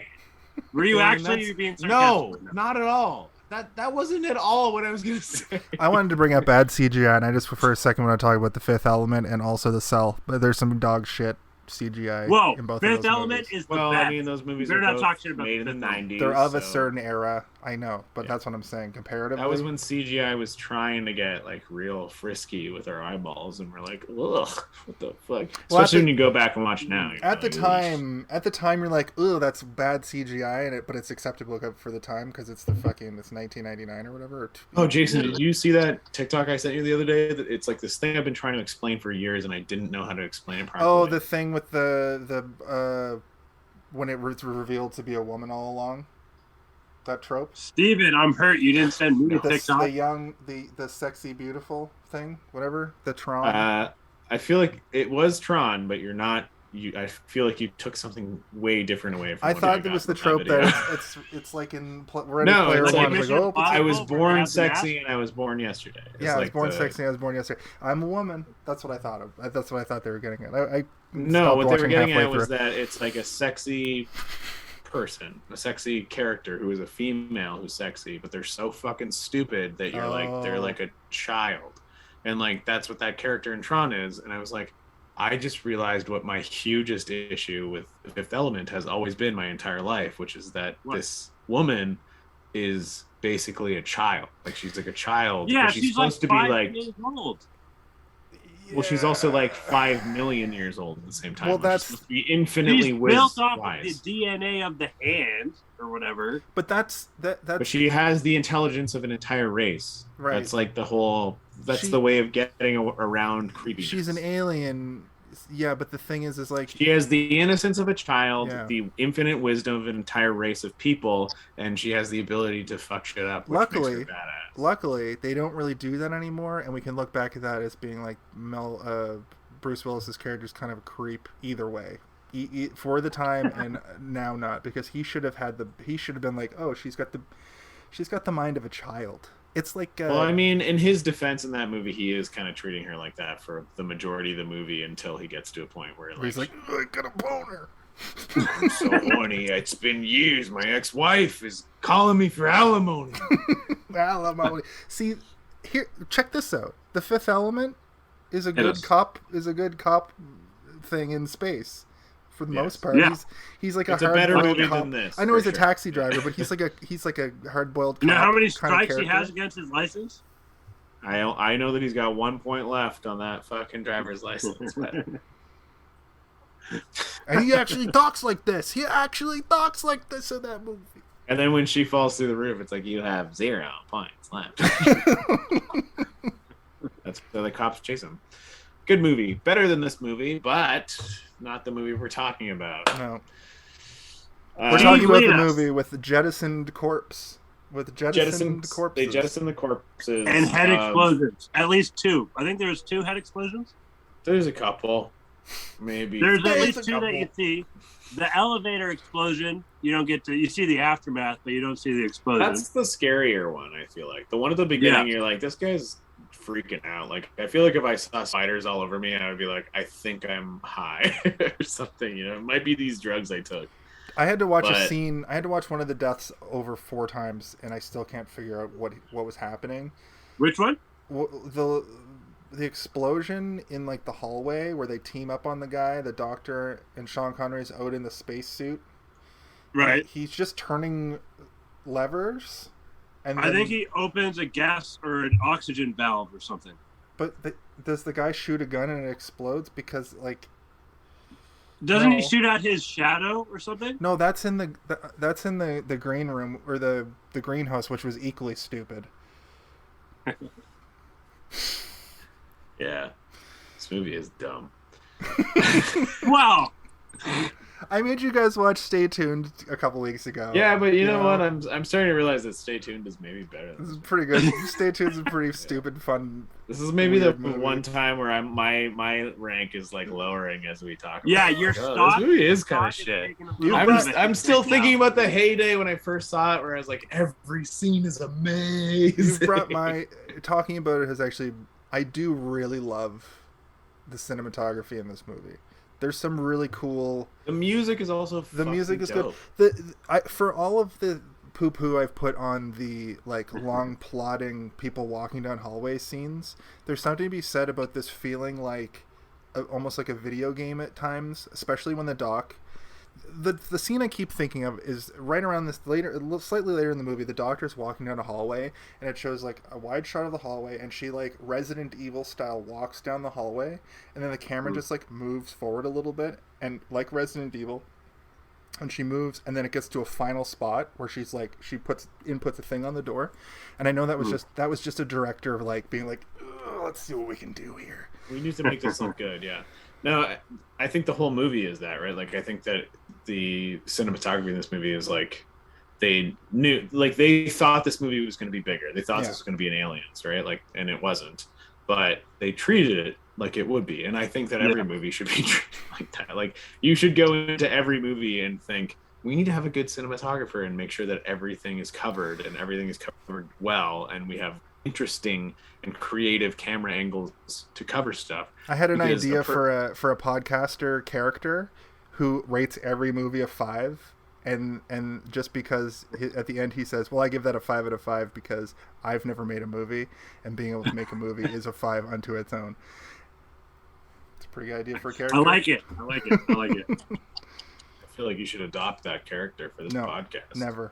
I'm going to rate things stupidly low and not do the math. I mean, I understand what you're saying, and like, so like for me, when I read stuff in terms of like scripts and things, if it says like the character walks down the hallway just after something intense has happened, you have to picture that walking down the hallway as something interesting. It cannot just be them walking down the hallway. It has to be like a very far away shot of them coming towards the camera. If it's something like that they're trying to overcome within that last scene, that next scene of them walking down the hallway has to represent something that came from that last scene, or else it's like, what are you doing? Why are you even having that scene with them walking there? It doesn't belong there. That's what I kept thinking about. And this movie does that well, because every single time he's walking down a hallway, it's representative of something he's just done, and like that's why it's going towards a way, like even if they do like a weird shot where it's blacked off, it's like 2 black bars and it's just a tube, and it's like a silhouette of him walking sideways, like that represents that he doesn't know what's going on. Everything's been black. Like there's so much creative shit you can do with a camera that can make the previous scene or the scene coming up way more interesting. And it's those moments are meant to make you think, right? Like they're not there just to be there. If they're there just to be there, you get shit like Sucker Punch or whatever, where like he just is like throwing it in because it looks good, and it's like, yeah, it looks good, but why Steve, is it there? Just let me stop you for a second. Who was the director for Old Sucker Punch there, buddy? Snack Snipper. If you watch anything that Zack Snyder puts on film, he's a great director, and I will completely agree with anybody on that. But he's also a good cinematographer. But I think that the things that he does in his movies sometimes are like, dude, just take a step back and let things breathe a little bit. And Sucker Punch is the ultimate example of him just being like, but what if then? But what if then? But it's like Eli Roth making a horror movie. He's like, but what if then? And then what Cabin if in the Woods, or The Cabin, or whatever it was called. The Hostel? No, the Cabin. Cabin in the Woods. Yeah, I know what you're talking about. Cabin in the Woods is J.J. Abrams. Abrams. It's called The Cabin. Yeah, but Eli Roth is Roth's in first Cabin movie. in the Woods. Oh. As he's an It's got actor that in kid from movie. Boy Meets World, not the boy that meets the world, but his friend Sean. But his friend who never met the Who world. never ever. met the world. He didn't even meet his he own had dad. a hard go at life. His dad left him. He did have a hard go at It's life. true. You're right. Remember It's when he wanted to like marry that teacher or whatever, or like have him be I his dad? fucking love older He's women. not married. He just was like, will you adopt me? And he's like, Well, you're it's like 14. when you marry a child, it's like your son now. Or whatever. Yeah, That's how that works. that's how that works in That's- Greek times. Ugh, gross. What were we saying? Oh man, I got really hard on to fucking cinematography there for a minute. Okay, You got so real hard from thinking about men marrying boys. We all go there sometimes. Oh my goodness gracious. What? You don't think I see penises when I watch porn? Wait a minute. You saying I'm gay because I saw several penises in the last porno I watched? You're saying I'm gay because I only saw penises in the last porno I You're watched? telling me I'm gay because I got a penis attached to my frickin' body? You saying I'm gay because I kissed a girl? I kissed a girl who kissed a boy. Does that make me gay? Is it true? I will say this. That if you I was don't watching use the it- movie. You lose it. Yeah, exactly. I was watching the movie though, and I got distracted for it. Like I just kind of lost interest for a second and started fucking on my phone. And You then, fucked on your phone? Holy Moses. hell yeah, I did. And then the soundtrack and me touching my phone was matching up just like coincidentally. I was like, oh, what the hell? And I was like, oh. And then what happened? Yeah, what That was happened it. right after that, though? No, I realized that it was me, and then the movie just lining up coincidentally. I wrote I see. down the name of And the then drug. Frank Barone went, ha! I'll So, be in 20 years from now. I'm going to be on Everybody Loves Raymond, and I'm going to look like a shaved penis. I'm going to look exactly That's how I who look he now with Yeah, he's no God hat. damn, I couldn't figure out who he was. the I grandpa. knew that face. Also, He's the grandpa. what's this? He killed it, Katzenberger? by the way. He fucking killed it. Katzenberger from fucking Cheers. What's his name? Mike Katzenberger? No, that's not it. Cheers. Katzenberger. Jonathan Katzenberger? John Katzenberger? Really? I just guessed. Johnny Katz. You're talking about Johnny Katz over here? Cat Stevens? Cat No, Stevens? the mailman from Cheers is in this movie, but I couldn't find him. He might have been just in the The background. one with the fro? Norm? Yeah. No, not Norm, the other dude. Oh, the guy who's in Blonde? all the Toy Mustache? Story movies? What's that? That's his voice. No, John Ratzenberger. Sorry. John Ratzenberger from Cheers. He plays, it's not George Wendt. That's Norm. This is, He's in all the Toy Story movies, right? Yeah, he's the dinosaur, right? Or the pig? No, he's the piggy bank. The piggy. Is he the piggy guy bank? with the mustache? He's the guy with the mustache. He was the Yeah, first okay. man to ever have a mustache. Yeah. Everybody before that was just trying. It was a stash mush. Stash mush. They're Didn't like, I like keep that. trying to grow a stash mush, but I can't do it. Don't make me How about a mustache on you guys. mustache? Imagine my hand is my chin, and my mustache is just my mustache. I'm gonna look up who John Ratzenberger plays on Cheers because I feel like I should be able to. I think it was a mailman, wasn't he? Yeah, he was a Yeah, it mailman, wasn't but he had Norm, an it was iconic the other name. guy. Yeah, it's like Oh. Gorn. It was like the Gorn or something. It's like Borg. Anyway, so after he goes and confronts Frank Barone, He played from Everybody- Rex Rigger on Captain Planet. Wow. He was Cliff. Yo, Captain Planet is the shit. He was Cliff. You eat hurt, scum. He was Cliff. Cliff and Norm, your bar flies incarnate. The Barflies. They're there. They're in space with Sean Connery, and Sean Connery goes, "Hello, Cliff. Good to see you again. Good to see What are you. you drinking? Let me get you another." And he says, "Give me a old-fashioned, and I want lots of ice." Okay. Can I get a strawberry daiquiri? So I wrote down the name of the drug. That's good for something on this podcast, right? Yeah, tell us what the name of the drug is. It's called red sand or some shit. Polydichloric euthamol amphetamine. Right. And it makes them work like horses until they die. I wrote super cocaine that makes you crazy. Isn't amphetamines like a pandemic thing right now? No, amphetamine is just a description of a drug. It's like cocaine, or it's uppers basically. They put amphetamine at the end of like the half drug. The science word. The science word, yeah. Yeah, it just means up. It means it ups things. That's what amphetamine means. Gotcha. Okay. Yeah. So yeah, there's an amphetamine problem all over the fucking world at all times, and it always will be a problem, I think. Yeah. Also, opioids or downers, and it's like the downer, and that's also an epidemic. So this is the part of the movie where he just starts full on. Yeah, he goes and he confronts Frank Barone. Frank Barone says like, shouldn't have done that, because he goes into the meat packing plant and like fights all those guys and beats the shit out of them, and he finds his partner strangled to death inside a locker or some shit. Yep. Right? That's right. Well, we skipped over some stuff, but we've been just kind of talking. Yeah, you're right. Yes. So his friend, he confronts him at the squash court, and his friend says, like, I've been working here for a long time, and like I just let them do it, and I just look the other way, and I take my money. And then he's like, I'm gonna fucking confront him, and he's like, well, what do you want me to do?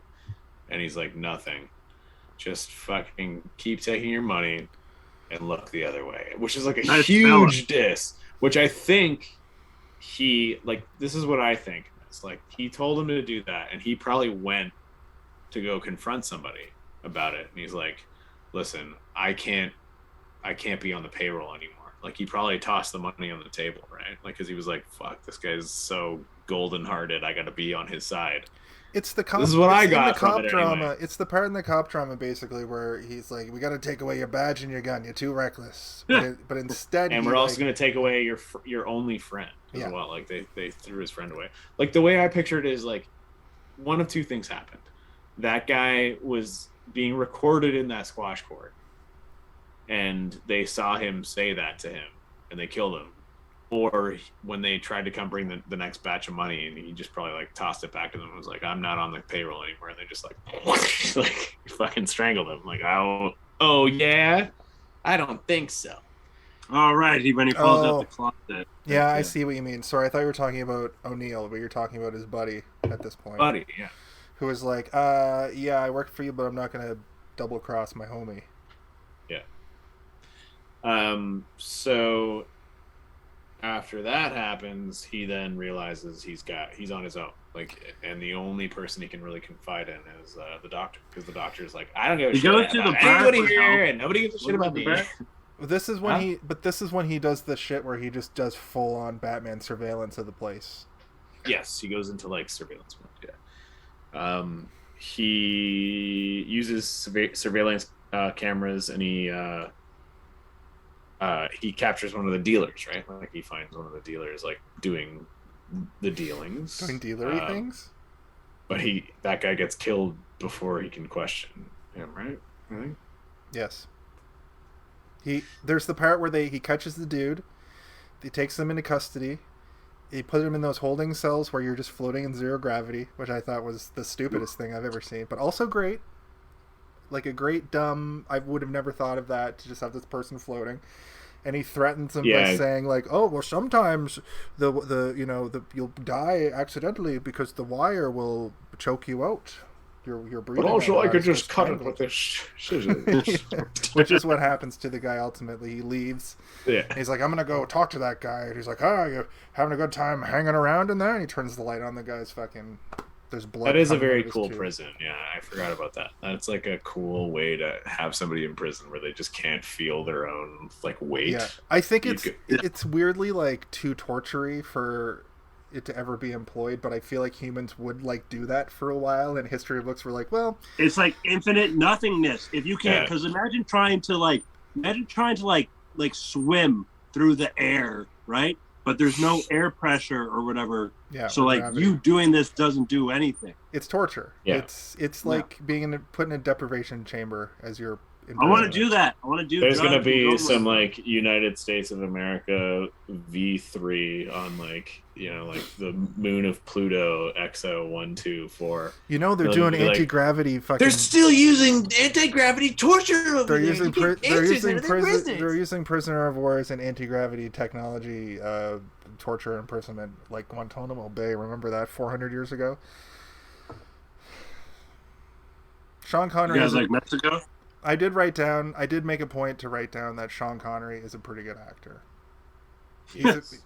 He's pretty hammy. Piece of shit. Yeah, he's pretty hammy, but like I've been watching a lot of like people's acting styles a lot lately, just watching what they do like to make moments. And there's a lot of eye acting that goes into just acting 101. We gotta like look. You're just always looking around because people are just always darting their eyes. If you're like wooden actors, your eyes are like the most emotional. They're the most expressive part of your face, right? Obviously, window to your soul, as they say. Exactly. But the thing is like you can when somebody's a bad actor, they'll be like delivering their lines like, "Hello, I am delivering my lines." And if I was just like, "Hello, I'm delivering my lines," it's like infinitely better. I was watching Kalen the whole time you were saying that, and Kalen was moving his eyes like up and down. And he was like, the whole time, he's like, maybe I could be an actor one day. Anyway, were you doing that? Kalen? Yeah, you were doing it, you fucking crazy bastard. That's so funny. And also, this to go back to us talking about how boring this movie is. There's some movies where like. I'm taking notes while I'm watching a movie that's not boring, and it's making the movie more boring for me.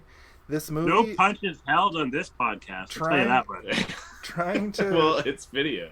Sorry, trying to take notes while watching this particular movie. While also working at your job. I wasn't working. I was on breaks. I was on breaks. 10-minute breaks. Every half an hour, I took 10 and I watched a little chunk. Yeah. I was. What really... do you eat on your breaks? What do I eat? Do you eat on your breaks? No, I get lunch at some point. I either buy lunch at No Frills and make a sandwich, or I go to fucking Popeyes and. You buy a loaf of bread and a package of sandwich meat. Lasts me a couple weeks. Be right back. I'm assuming you don't make sandwiches out of all of the loaf of bread. So do you use the leftovers for the next break? Like the next lunch break? So I buy a loaf of bread, put that in the freezer. Okay? Yeah. Freezer? Oh, man. Oh, yeah, You're ruining the bread. I got a full kitchen. False. I disagree with you. You get a freezer bread. Put it in the freezer. I buy the square pieces of cheese pre-cut that you open the thing and it recloses. The singles? Kraft singles? No, I buy nice cheese from President's Choice. And then I also buy like a ham or whatever, usually ham. I put say lunch meat or whatever. But like the one that you can open and close, so it lasts a few weeks, no problem. The plastic thing? Yeah, yep. I like that. Yeah. And then I take 2 pieces of bread, a little bit of mayonnaise, a little bit of mustard, boom, boom, cheese, ham, boom. Then what I do is I buy Lean Cuisine. Is that's the frozen pasta? Yeah, trying to watch my poundage. So I have a little sandwich, little frozen Lean Cuisine, boom. And a little Coke Zero or you bubbly. Majority of the time work from home, so these ingredients are in your homestead. No, when I'm home, I get up, I start work. Do you have a work fridge at your office? That's what I'm saying. At work, we have a full kitchen. Oh, okay. So when I'm in the office, that's what I do. The last 2 days I was in the office. I did actually get Subway today. I don't know who I'm trying to kid. I got Subway today. But what did you get? Chicken bacon? Ham? I get a BMT with bacon. All the veggies except for no olives because they can get out of here. But I do get banana peppers. When was the last time you tried olives? And because jalapenos. I used to not like olives, now I like olives. I like olives. I just don't like them on Subway subs. Anyway, okay. Steve, can you take us home, please? I want to go watch wrestling. Okay. So, after all that shit happens, he fights those guys in the meat locker. And then he intercepts the message from Shepard And Shepard's like, all right, I need to talk to the boss. And the boss has like the worst voice acting voice. It's like a radio broadcaster from that era. And he's like, hello, I'm your boss. He's like, you know that if anyone finds out about this, the next person on the chopping block will be you. Maybe that was and John like, Ratzenberger. It was like me doing it. I'm not. What? You're better than that. Don't cut yourself short. Here's my impression of Steve's broadcaster voice.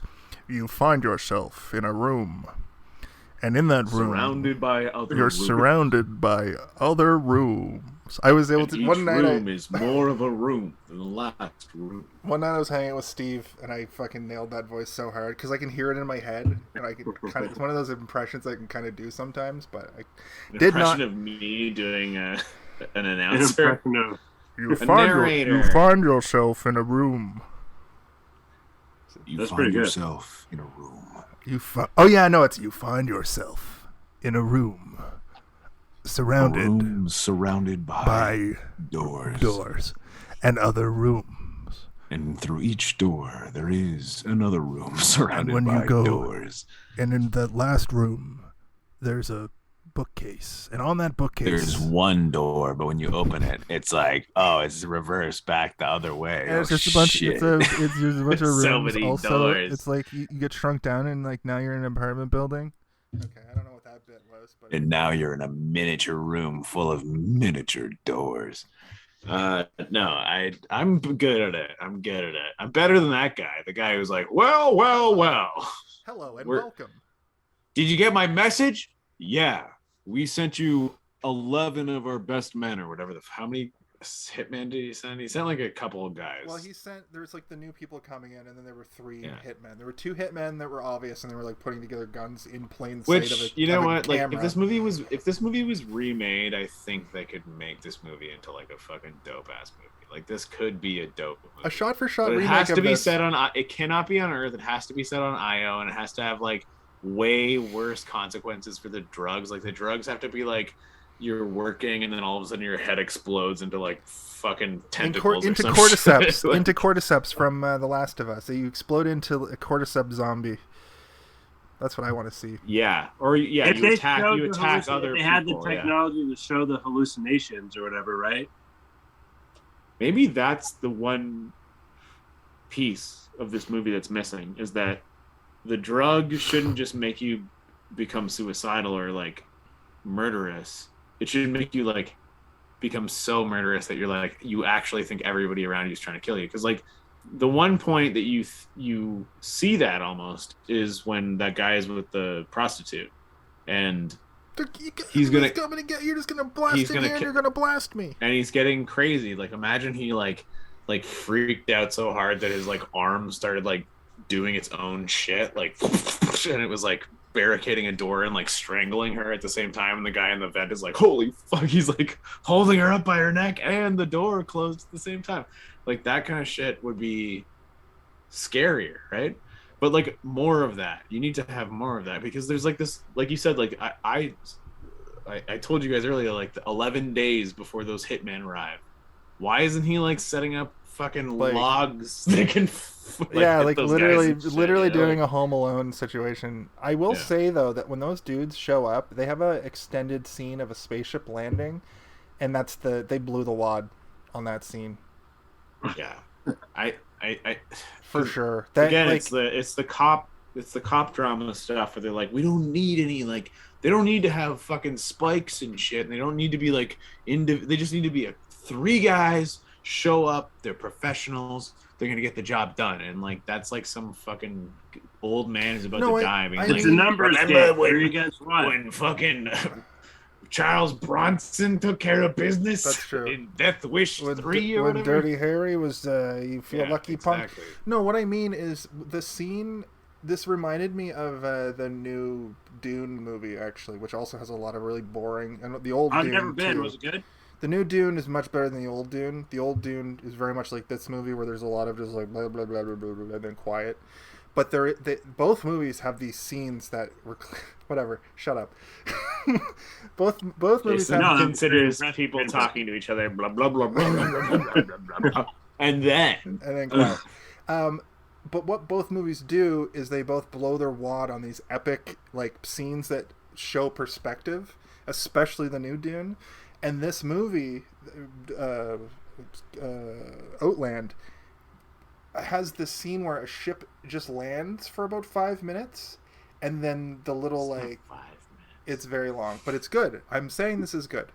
It's landing good. And then it lands, and then all the little like things that like hook into it, and like the things are opening, and that was for sure a miniature, I would say. But like the level of quality that they use in like would go on to use in like Star Trek, for instance, or that what's his face, Christopher Nolan uses in his movies, like these just really intricate, really well put together miniatures.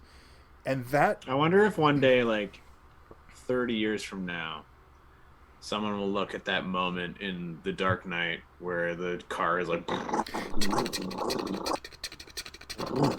it's like, they're like, you talking about the rooftop shit? I'm talking about the motorcycle bursting out of the car, like when his car is crashed. When the two wheels become if some fucking like Gen 1, like that's what they're gonna call them after Gen Z. Gen 1. That was the worst miniature. It was like they were like seen. sitting there and like the like forever, like just. That's why I appreciate. Corn! That's why I'll always appreciate practical effects no matter what, because going through the effort to actually make anything is always infinitely better to me. That's kind of the spirit of the new character I'm trying out called Jason 5, and I always rate the movie 5 out of 5. Jason Johnny 5. Nope, Jason. I like Jason 5. He's cool. Wait till you hear what I gave this movie. You're like about to give it a 5, and then like you get like hammered in the head. Like, and then Jason like, 1 comes I'm original Jason. I'm back. They didn't kill me. Jason 2.2 1 out of 5 comes out saying, "Well, it was fine. It was watchable, I guess." Anyway, so it's a beautiful moment happens where like he realizes what's happening after 11 days that he didn't somehow. I thought that he was going to convince the entire like police squad to like help him. You know, like that's what I wanted to happen. Yeah, and they're like, "No, you have men." And he goes, "My men are shit." They're all like, "We have families," and he's like, "I have a family too," and they're all like, "Yeah, but we care about our families." That's what they should have said, but they don't help him, and he has to fight them by himself. Luckily, they're kind of like not the best men that I thought they would be. There should have been like one guy who was like super good, but they all seem like the same level of okayness. Yeah, it was a bunch of like nobody goons, and then Sean Connery was like super cop comparatively, but he was just like a pretty good cop. He was like good at the. But he also had like the help of Dr. Lazarus, which was like she was watching the cameras. I never caught her name. It was Dr. Lazarus. That's a fucking dope name. Yeah, she has a cool name. Yeah, She's a cool name. Her name is the only name that I caught throughout because I was like, Dr. Lazarus, cool. She's like a space lady. She's the only space person. Everyone else has like the most normal ass sounding name. Can we just for 1 second? I just want to also mention that they didn't even try to do like a laser beam. This harkens back to what we were talking about, it being just a cop drama in space. He's just rolling around with a shotgun, and coming up into this final scene, he just goes and just fills his pockets with shotgun shells. And I'm like, what happened in history that allows us to get to the planet Io, the moon of Jupiter, Io, the moon of Jupiter, and you're still using fucking it would never happen. It would never happen. Yeah, you're still on dial-up. Still on 14.4. So you don't know that there's fucking gunpowder in there. There could be like a little spark charge or some shit. A little laser beam. It is actually lasers. Yeah. Anyway, I wrote grabs his shoddy and he's off. And that's when he's like, it's time to outland these motherfuckers. They should have put in a little scene like they do in like Rambo and Batman and every parody of it, where he's just like, and it's like a close up, and he like. No, this was like the in between point where they're like, that's dumb. It's good though. long conversations between two characters that share a common trait. I feel Mel Brooks should have done a thing in one of his movies, maybe a Leslie Nielsen movie, where when he ties the bandana, it goes like a shotgun. I think that would be a really funny joke in one of those parodies. Hot Shots? What was that movie? That is a funny joke. Yeah. Hot Shots and Hot Shots Part 2. Maybe that happens. Maybe they do it, like they pull it and then it goes back in. Like, yeah, that's very funny actually. Yeah. Why has that never been done? I've never seen that. I don't think I've ever seen that before. Like they're doing it to everything. He puts his gun belts. He puts his gun belts on. It's like, and then the final joke is. I like it. I wrote that. I just wrote that. Points. I just wrote that. Write it down. Write that down. I don't need to. Write it down and mail it to yourself. Nope. So that you have proof of the date. It is. It's written here, and it's written on Twitch. And in here. Also, wasn't one of the guys, one of the inside men, like the deputy, the guy who was like, "Oh, we have children" or whatever. Yeah, sure. I don't fucking. That Clive, what's his face? That was kind of disappointing because I was hoping that guy would show up to be like a friend, you know, like he would show up and be like, "I gained courage," like come down and like hit them with rubber bullets or whatever. They should all be using rubber bullets or lasers. Lasers, I guess, are better because like you don't shoot a fucking shotgun in an airlocked environment. You don't shoot anything in an airlocked fucking. Guys, you don't know that it was a traditional shotgun. Just trust it was a space shotgun, please. You still don't shoot anything in an airlocked hallway. No, yeah, unless people are shooting at you, then what are you gonna do? Just be like, guys, let them shoot and suck themselves out and hold on. You hold on to the rafters or whatever they're called. The rafters. Look, we've been talking about this movie for way too long. Can we wrap it up, please? Yeah, he goes back to the bar afterwards and he does like a crazy like. He goes Not at first though. First he kind of comes back normal, and then it's like, ugh. And then he's like, "Fuck it," and I think that's like one of the only F-bombs in the whole movie, and he just sucker punches him so hard that he like flies up in the air. I'm like, is the IO gravity less that he could just like send someone through? Oh damn! Maybe that's the reason. Gravity. The gravity is. I was like, this is ridiculous. But that is a very good point. It might be gravity. Imagine you punch someone so hard they flew into the air before they hit the ground. Like they didn't just fall over. They like their feet went like a good 3 feet off the ground. Wait a second. Hold on. I need to understand something about this gravity for 1 second. In the pictures on the promotional material you both have, it shows the moon of Io and then Jupiter. The moon of Io presumably has a slight gravitational field. And that is what's allowing the gravity to happen, right? But is the gravity? How can that guy be in that like anti-gravity cell? I assumed it was just like outside, and that's why. Well, he's then I guess let's just say that. Gyroscope. Yeah, let's just yell gyroscope, and it makes sense now. Okay, that's all I needed. It's a moon. It's a small moon. It's smaller than Earth, much smaller than Earth. So the natural gravity on this place is light. Right. But it's bigger than the moon. It's got to be. Every time you walk around the space station, you have like pretty hefty magnets in your shoes that make it seem like regular gravity when you're walking around. At least I hadn't thought about it yet, and at least up till that point, I was like, oh, they have the gravity turned on like they do in space movies. The gravity's turned on. And in those cells, it's just like regular gravity, but they also have 2 magnets above, and you're just floating in magnets. Okay. So then, I sort of explained the thing that you cared about for some reason. Who cares? Who the fuck cares? Is my answer. They have the slowest shootout ever. There's a sniper that has, for some reason. What? They didn't need a sniper. They needed an assassin to assassin. Yeah, a knife guy. Yeah. Knives. A sniper. They had he couldn't have been more than 10 yards away from him when he was trying to snipe him in that part that's coming up here. That probably makes it harder when you're closer when you're sniping. Yes, it absolutely Do you know how does. quickly it moves? Have you ever tried to use a sniper rifle in close combat, even from the hip? It's no bueno. On video games, yeah. Have you?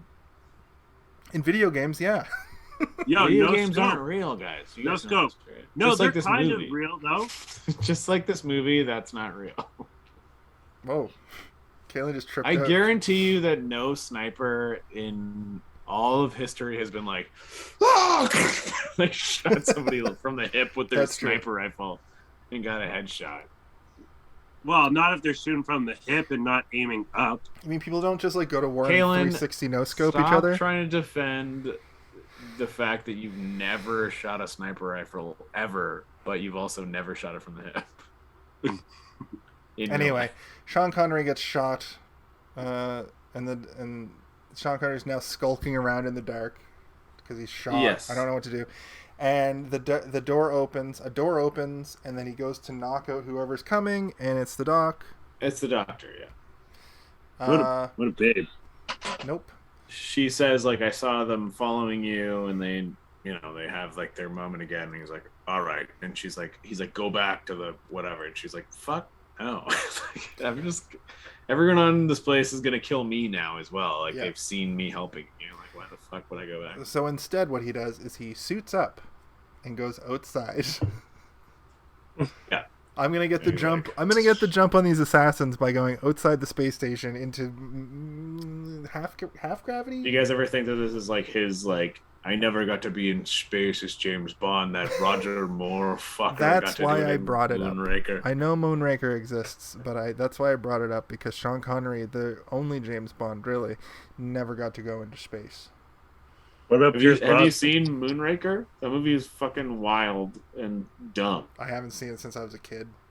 Yeah, those movies are like this. Is that like, Roger Moore? Yes, yeah.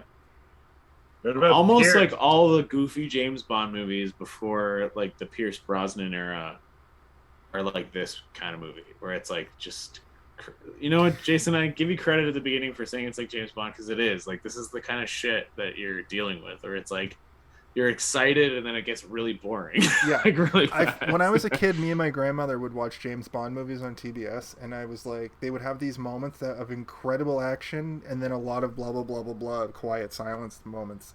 A lot of people looking at each other moments. Like, just like, well, but I will say that the moments of discussion that you were talking about. The chess playing in this movie is okay though. Like, there's some good chess playing and there's some really boring ass bad chess playing. Like, I like the idea of the moment where he brings his sergeant in and like asks like, am I gonna have help from you guys? And he says no. But that whole scene is like very boring. Like, it's a boring scene.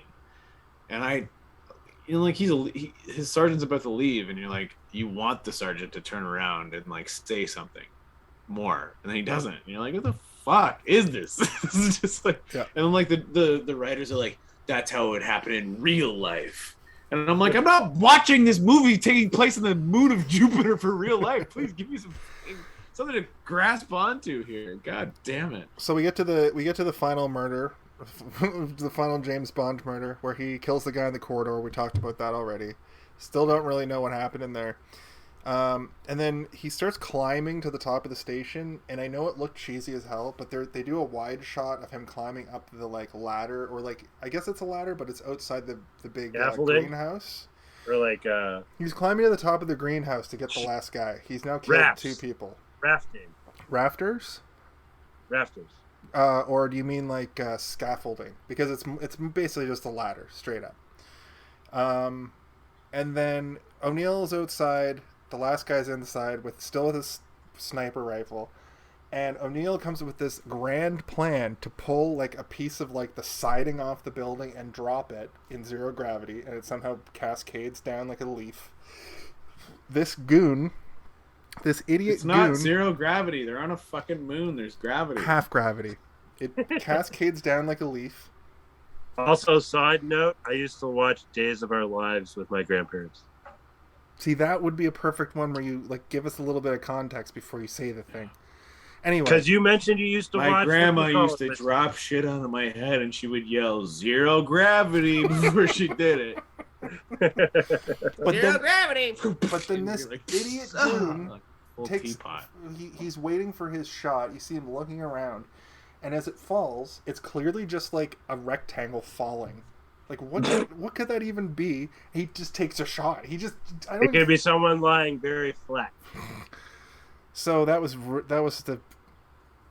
it made me frustrated. I'm like, there were literally 9 minutes left in this movie at this point, and I was like, why aren't the credits happening? There's usually 9 minutes of credits in a movie. I skipped over this whole last battle because I thought the last battle was kind of like underwhelming as fuck. Like I kind of wanted it to be him just like shotgunning people in hallways. Like the one as soon as they go outside in the spacesuits, I was like, ugh. But then another guy. Okay, so that was only the second. That was only the second guy. He shoots the glass.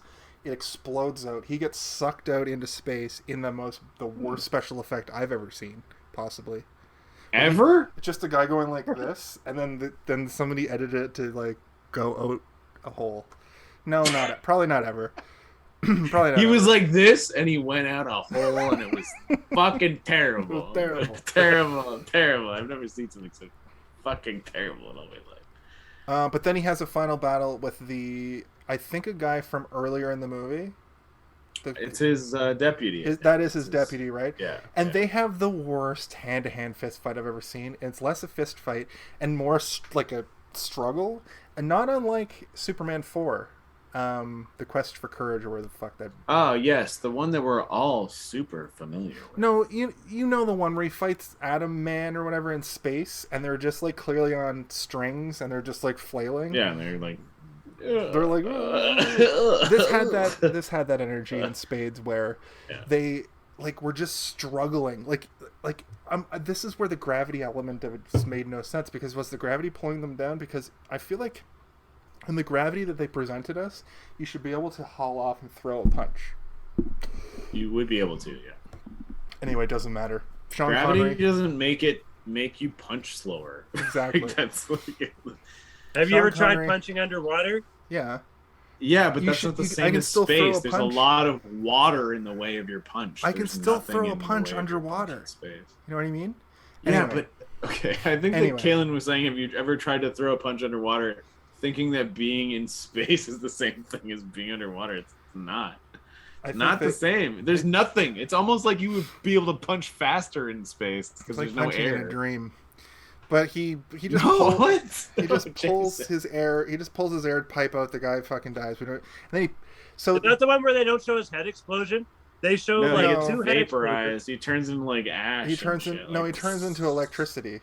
Yeah. But through this whole scene, I did like the fact that on the outside of the space station, for some reason, when you touch the wall, it's like electrified.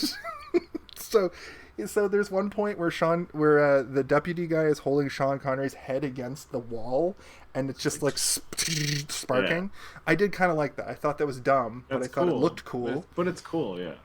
So it makes sense when he pulls the guy's air tube and dumps him over the edge. He falls cascades like the thing I was talking about earlier, and he lands at the bottom, and I was like, is he going to explode? He's not going to explode. He doesn't explode, but he explodes into lightning, which was just... That's why I said vaporized. 10 out of 10. Like, he turned into nothing. Like, I give that death a 5 out of 5. All right. Well, I hope that brings the score all the way back up. The way that I grade on a bell curve, so it actually brings the score down. What does bell curve mean? I'm pretty sure it goes like this, like a valley. No, it's a bell. It's the people at the top are brought down by the people. I don't know. Look it up. Which one's the one like a valley? Parabola? Amica? Anyway. I'm surprised I didn't get a laugh from you guys. When I was in Montreal this weekend, I kept saying Amica, and I turned to people and go, Amica? And they would look at me like, what the fuck is this guy saying? And you're like, have you heard? I've polluted my brain. June 2022, the Amber Heard and Johnny Depp trial, possibly more like May. I tried to explain it once, like one time to one guy, and then he was like, well, okay. And I was like, oh, God. Yeah, you had to be there. You had to find it I thought I was going to get a laugh from you guys when I posted that picture in the group chat. Well, I'm usually frustrated in my life, so I'm sorry if I don't laugh at all your jokes, Kaylin. Yeah. Same. O'Neill goes back and confronts the boss man, and that's when he sucker punches him right in the face. And that's when the gravity really makes no sense. And he smashes into the table, and it also basically explodes. And then green font. Yep. But he also limps his way out like, and then it's like the letter, which I think is a good way to end a movie. Yeah, because happy ending. This movie, anyway, it was a good way to end this movie. But also, I feel like he's gonna find another thing, right? Like another planetary incursion. No, not another wife. No, like he'll go back with his wife and his son. He's gonna go back to Earth, probably the most crime-filled planet in the whole galaxy. If they were to make a sequel to this movie, his family would not exist. It would just be him like doing a Dirty Harry in space. Yeah, like that's what it would be. It would be like, well, now we're gonna send you to a moon of Venus, and he's like, Venus. This should have been Charles Bronson in space. That's the thing. Imagine if you forget about all this family nonsense and he just or his family dies very early. He has to do a Punisher in space. This movie would have been excellent. If he had to do a Charles Bronson or a Punisher or a Dirty Harry or a taxi driver in space. The family didn't really do anything for me, right? Like nothing. They were just there for him to go back and have like these boring scenes where his wife's like, I don't know how to talk to you without crying. They particularly wanted. They particularly not cry while talking to her husband. Well, she's hysterical. They particularly wanted this main character to have a happy ending and the most happy bullshit ending they could. And I keep thinking back to the fact that the decade preceding this, yes, was a decade filled with like hard-nosed, hard-boiled cops going into business for themselves and having to have their badges taken away in the beginning of the third act. And in this movie... You know what? Good on them, though, for not using the R word as like a plot point, because that's what those movies all did. Every single one of them in the 70s. Have you seen... R-word? Have you ever seen one of those Charles Bronson Death Wish movies? He uses the, like, frittata? He uses that constantly? Oh, every single one. He calls people frittatas through the whole movie? No. S.A. is the plot. The R word for S.A. Rape. Oh. Jesus Christ. We can still... Trying so hard not to say it. In that instance, I think we can still say that word. I don't think it's... yell it twice in a row. No. Like it's an alarm. What's S.A. mean? Sexual assault. You could have just said sexual assault, actually. I don't know if we can say that on Twitch, actually. Shit. Anyway. That's why I was trying to get you to figure out what I was talking about. Thank you. I appreciate that. Well, you should probably ask us our final thoughts. All right. Are we at that point of the episode? We are. I gotta get up and... We actually filled a full episode, surprisingly, when we all said we weren't going to be able to say much. Yeah. We barely tangented. We tangented enough to fill a movie that we had absolutely nothing to talk about, which is great. I love the tangent. All right. So we got to the end. We talked about it. We didn't talk about some of the best parts, which Tell us. Well, like when he goes to the doctor's office the first time and he says, "Are you the doctor?" And she says, "Yeah, take 2 of these aspirin and call me in the morning." That's a doctor joke. And he saes, "I'm going to slap you up and down this fucking doctor's office if you don't tell me what I need to know." That's a kick your nasty. That's a marshal joke. And you're like, oh no, this is not good. A good look for you, Sean Connery. And that's like 15 years before Barbara Walters was like, "So, do you believe in hitting women?" And he's like, "If they're hysterical." He's like, oh God. What the fuck? Anyway, Sean Connery is a bad guy. And Kaylin, you kind of look like him right now. Yeah, I was thinking that. Your hair and your beard. He's a real old Hollywood piece of shit, but, look at Sean Connery and then look at Kaylin. Holy shit. Yeah, it's... your camera froze for a minute and you were like... and it looked like the poster for this movie. Yeah. Okay, so Kaylin, final thoughts on the movie. Don't talk about beating women, you psychopath. I would never.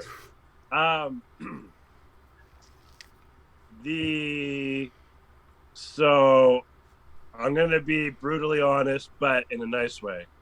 I tried multiple times to watch this movie.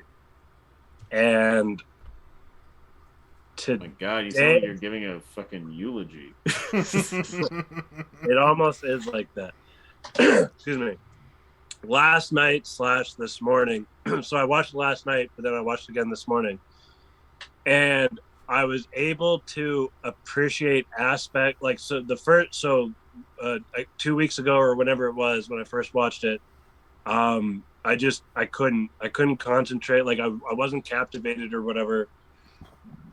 Excuse me, which I think might be a combination of editing and also story, but I wasn't able, like it didn't keep my attention. But then I physically made myself like, well, I mean, I got high, but like, I mean, I was high, but it didn't do anything for me. It was a little fucked up, but not enough to enjoy it. I was more conscious about wanting to try to pay attention, and there was things that I was like, you know what, that was done well. That like there are aspects of this movie that were done really well. And it just, for whatever reason, the full package just didn't hit home for me. But there were aspects of it that were done well, and I think, Jason, I think you made a point about if it was trimmed, if some of the fat was trimmed off of it, it would have hit home a little bit better. All in all, I never heard of it before. I'm glad that you brought it to the table so that I can say that I have seen it. There were aspects that I enjoyed a lot, for sure. And at the end of the day, I'm going to give it I'm going to sleep for a year and then wake up like it was only moments ago. I wish that was how I felt about it when I did watch it years ago and then woke up, because I would be like, oh, I shouldn't make these guys watch this movie. Very good. Very good. Very good. That's way worse than you think it is. What? It's supposed to be ambiguous. Is it a good thing? Is it a bad thing? It sounds like you were like, this movie for an hour and 40 minutes felt like an eternity. Snoozer. Felt like I was watching it for a whole year, but then when I finished it, I couldn't ever try and tell you what it was about.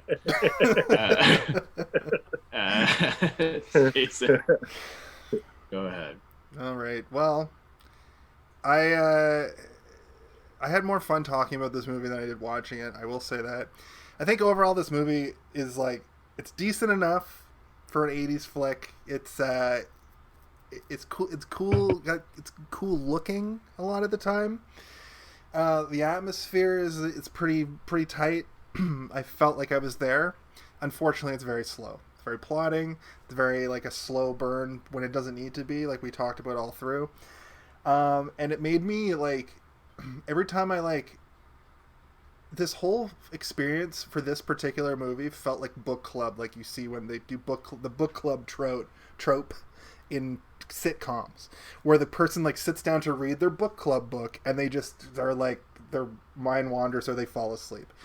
I kept feeling this anxiety about watching this movie because it made me immediately bored. And that's not to say that this movie is boring overall necessarily. There's just long swaths of really boring moments. The exterior shots are very cool, and the practical effects are very well done for the era, but it made my eyes heavy, unfortunately. It would be a very fun watch with friends, like I said. Like, if the three of us watch it together, it would be fucking dope, and I will recommend it. Watch it. If you think Sean Connery's voice is hilarious and Sean Connery as a person is hilarious, watch this at a get-together with your friends, and it'll be a fun movie to have on the background and make fun of. But to be analytical about a movie like this flies in the face of movie reviewing. However, it works perfectly for a What? It works perfectly for a movie review Flies in the face of movie reviewing. That's not what I meant. And if you would listen to everything I wanted to say, it works perfectly for a movie review show for the internet, digging up old movies and asking, hey, did you see this one? Because you literally asked us, hey, did you see this one? We said no, and we watched it, and we came out on the other side. This is one of those movies that is literally built for this show. Exactly. And I fully appreciate and I fully respect. And like Kaylin said, I would never have seen this or heard about it, and I'm glad that I did watch it, and I'm glad that I can form an opinion on it. It's so weird that it exists. Yeah. It's such a weird movie to exist. Anyway, sorry. I was done. That's it. I give it a 2.2 out of 5, unfortunately. And a lot of that, even the storyline the story in this movie is like the worst part of it. There's basically no story, like Jason, this is the first time that in the entirety of doing this with you, when you give it below a 50, I'm usually like, you're failing this bitch. And you're like, oh, maybe I'll bring it up a bit. This is the first time I'm like, yeah, no, that's fine. I 100% agree with you. Yeah, it's a fail. I did bring it up a bit. In fact, I brought it from a 2 to a 2.2 because I did notice that I like talking about the practical effects and thinking about them more. There's a lot of cool things. It does have a lot of little cool things in it, and that's why I think if it was just tightened up a bit, I don't even think editing was the problem. I think it was just like tightening up the conceit of the plot and the problems going on in the movie, and maybe even change, maybe like you said, maybe change how this people going crazy is perceived and make it a little bit more psychedelic. It's 1981. Psychedelic shit's still happening in movies and TV. Like, people are still. Have you ever seen the movie Dread? The movie Dread. Yeah. The new one. Either, but the newish one. Yeah. The new movie. He just attacks a building for fucking 90 minutes, and it's amazing. There are 3 or 4 moments where people do drugs and that, and it's like the coolest fucking shit you ever saw.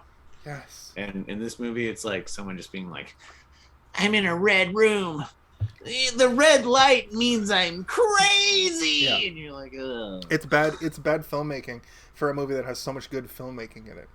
That's the problem that I have. It's not bad filmmaking, it's bad science fiction. Yeah, and the science fiction isn't especially well used for It's not science fiction. That's the issue with this movie, is that it's not science fiction. It's a hard-boiled cop drama that just happens to take place on a fucking mining station on the planet Io.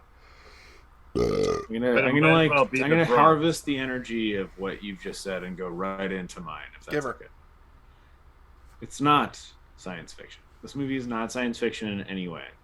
This movie, the only thing that this movie utilizes science fiction in order to elevate itself is people having to punch numbers in to open a door. It is somebody golfing in a thing that already existed in the time period, probably. Like somebody just invented. Sorry, I don't want to interrupt you. I don't know if that had actually been invented yet.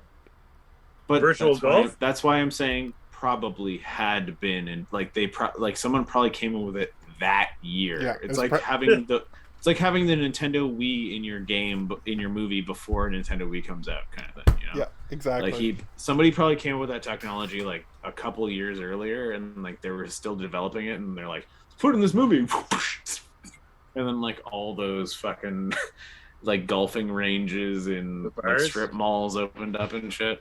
Yeah, like this movie it's a rough idea of like what the future can be, and like it sucks. Like it's a shitty version of it because they're grasping onto the reality of the time. They're like you were saying, Jason, throughout, and I know I kind of like stepped on what you were saying, but like they had literally no imagination. There was nothing in this movie that was imaginative except for that one prison. Like that was the one thing that I was like, whoa, that would be fucked up. Like, and like everything else I was just like, okay, they're on elevators and they're doing mining, and like if you go deep enough in a mine, you're gonna have to wear like a suit if you're the first miner in there. Like they don't know what kind of chemicals and air is, and like your air toxicity can't handle it. Like that shit already existed. Like nothing in this movie is groundbreaking at all. And the only thing about it that I liked, which is like the weakest part about it, which is that it's just a basic cop story in space. Like you take a cop story and you put it on the moon of Jupiter. Let's just tell the tale. And like when you think about it, they could have saved a lot of money by just like filming it in Los Angeles or some shit. They didn't have to make all these crazy sets. But at the same time, like there are parts of me that, like, while I'm watching it, I appreciate the craft. I appreciate what they're doing, and I appreciate that they were willing to do that at the time. And it really sucks that this movie didn't like push the genre further. I think if anything, this movie kind of like shoved it in a direction, and then like people were like, "Ugh, no!" Like, we can't look at that. Like, that movie really didn't do anything for the genre. This movie is like Aliens for idiots. Like like when you watch Aliens, you're like, "Holy shit, my imagination's going crazy." But like an idiot goes in and they're like, "So is that an alien or is that an alien?" Like, that's what this kind of feels like. You know, like they just want things to be familiar and normal and like strange, but not too strange. They want to be able to recognize the villain, and it's unfortunate. It's a very unfortunate movie, and I apologize for forcing this upon you guys, because I remember loving it, and watching it for the second time, I was like, this is not really as great as I thought it could be. It seems like a sub-quest in a movie or in a video game where you're like having to save the universe. This is like some weird side quest that you just... Where there's drugs on the ship, figure out the drugs. Yeah, you just had to encounter this. Yeah. Which, you know, that's kind of what Judge Dredd is as well, but like this didn't really kind of pull it off. So what I'm going to give this is Sean Connery in space with a shotgun. No space shoot. No shit. He's just floating in space like, holy shit. He's like, how do I get back? He can breathe still. He can still breathe. And he's like, oh, what the fuck? And he's just floating out there in space. That's my review. Sweet. All right. Well, I don't want to tell the folks at home about our special surprise for next week, but I do want to say there's a special surprise for next week. And there is a special surprise for next week. There's a special episode happening on Tuesday next week. We will give details throughout the week that might give you a clue as to what that is. It's a huge deal. It's a huge milestone for our show, and I don't want to say it now. That's one thing I actually don't want to do. But Steve, do you have any questions to ask us? I have at least one question for each of you, and I'm gonna ask it now. Hey, did you see this one? Oh, wait, hey, did you see this one?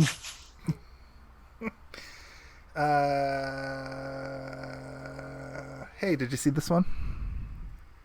I don't want to be a Debbie Downer, but I think we missed something. No, I know. We're doing it in reverse this week. Hey, did you see this one? Okay.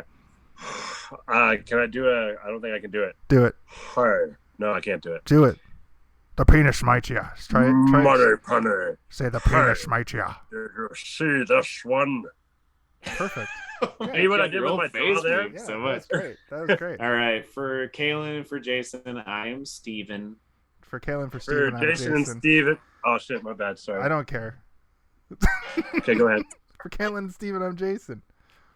No, but you both said my name first. It's not fair. For Kaylin and for Jason, I'm Steven. For Kaylin and for Kaylin, I'm Kaylin. And hey. Oh, I still have Kaylin, say no, we already did that part. I still didn't get to do my part. You need to not. You need to be able to break out of change. You need to change your life sometimes. Look, I don't disagree that change is good and progressive and all that other good stuff, but at the same time, a little bit of like organization or whatever just makes my mind feel so much better.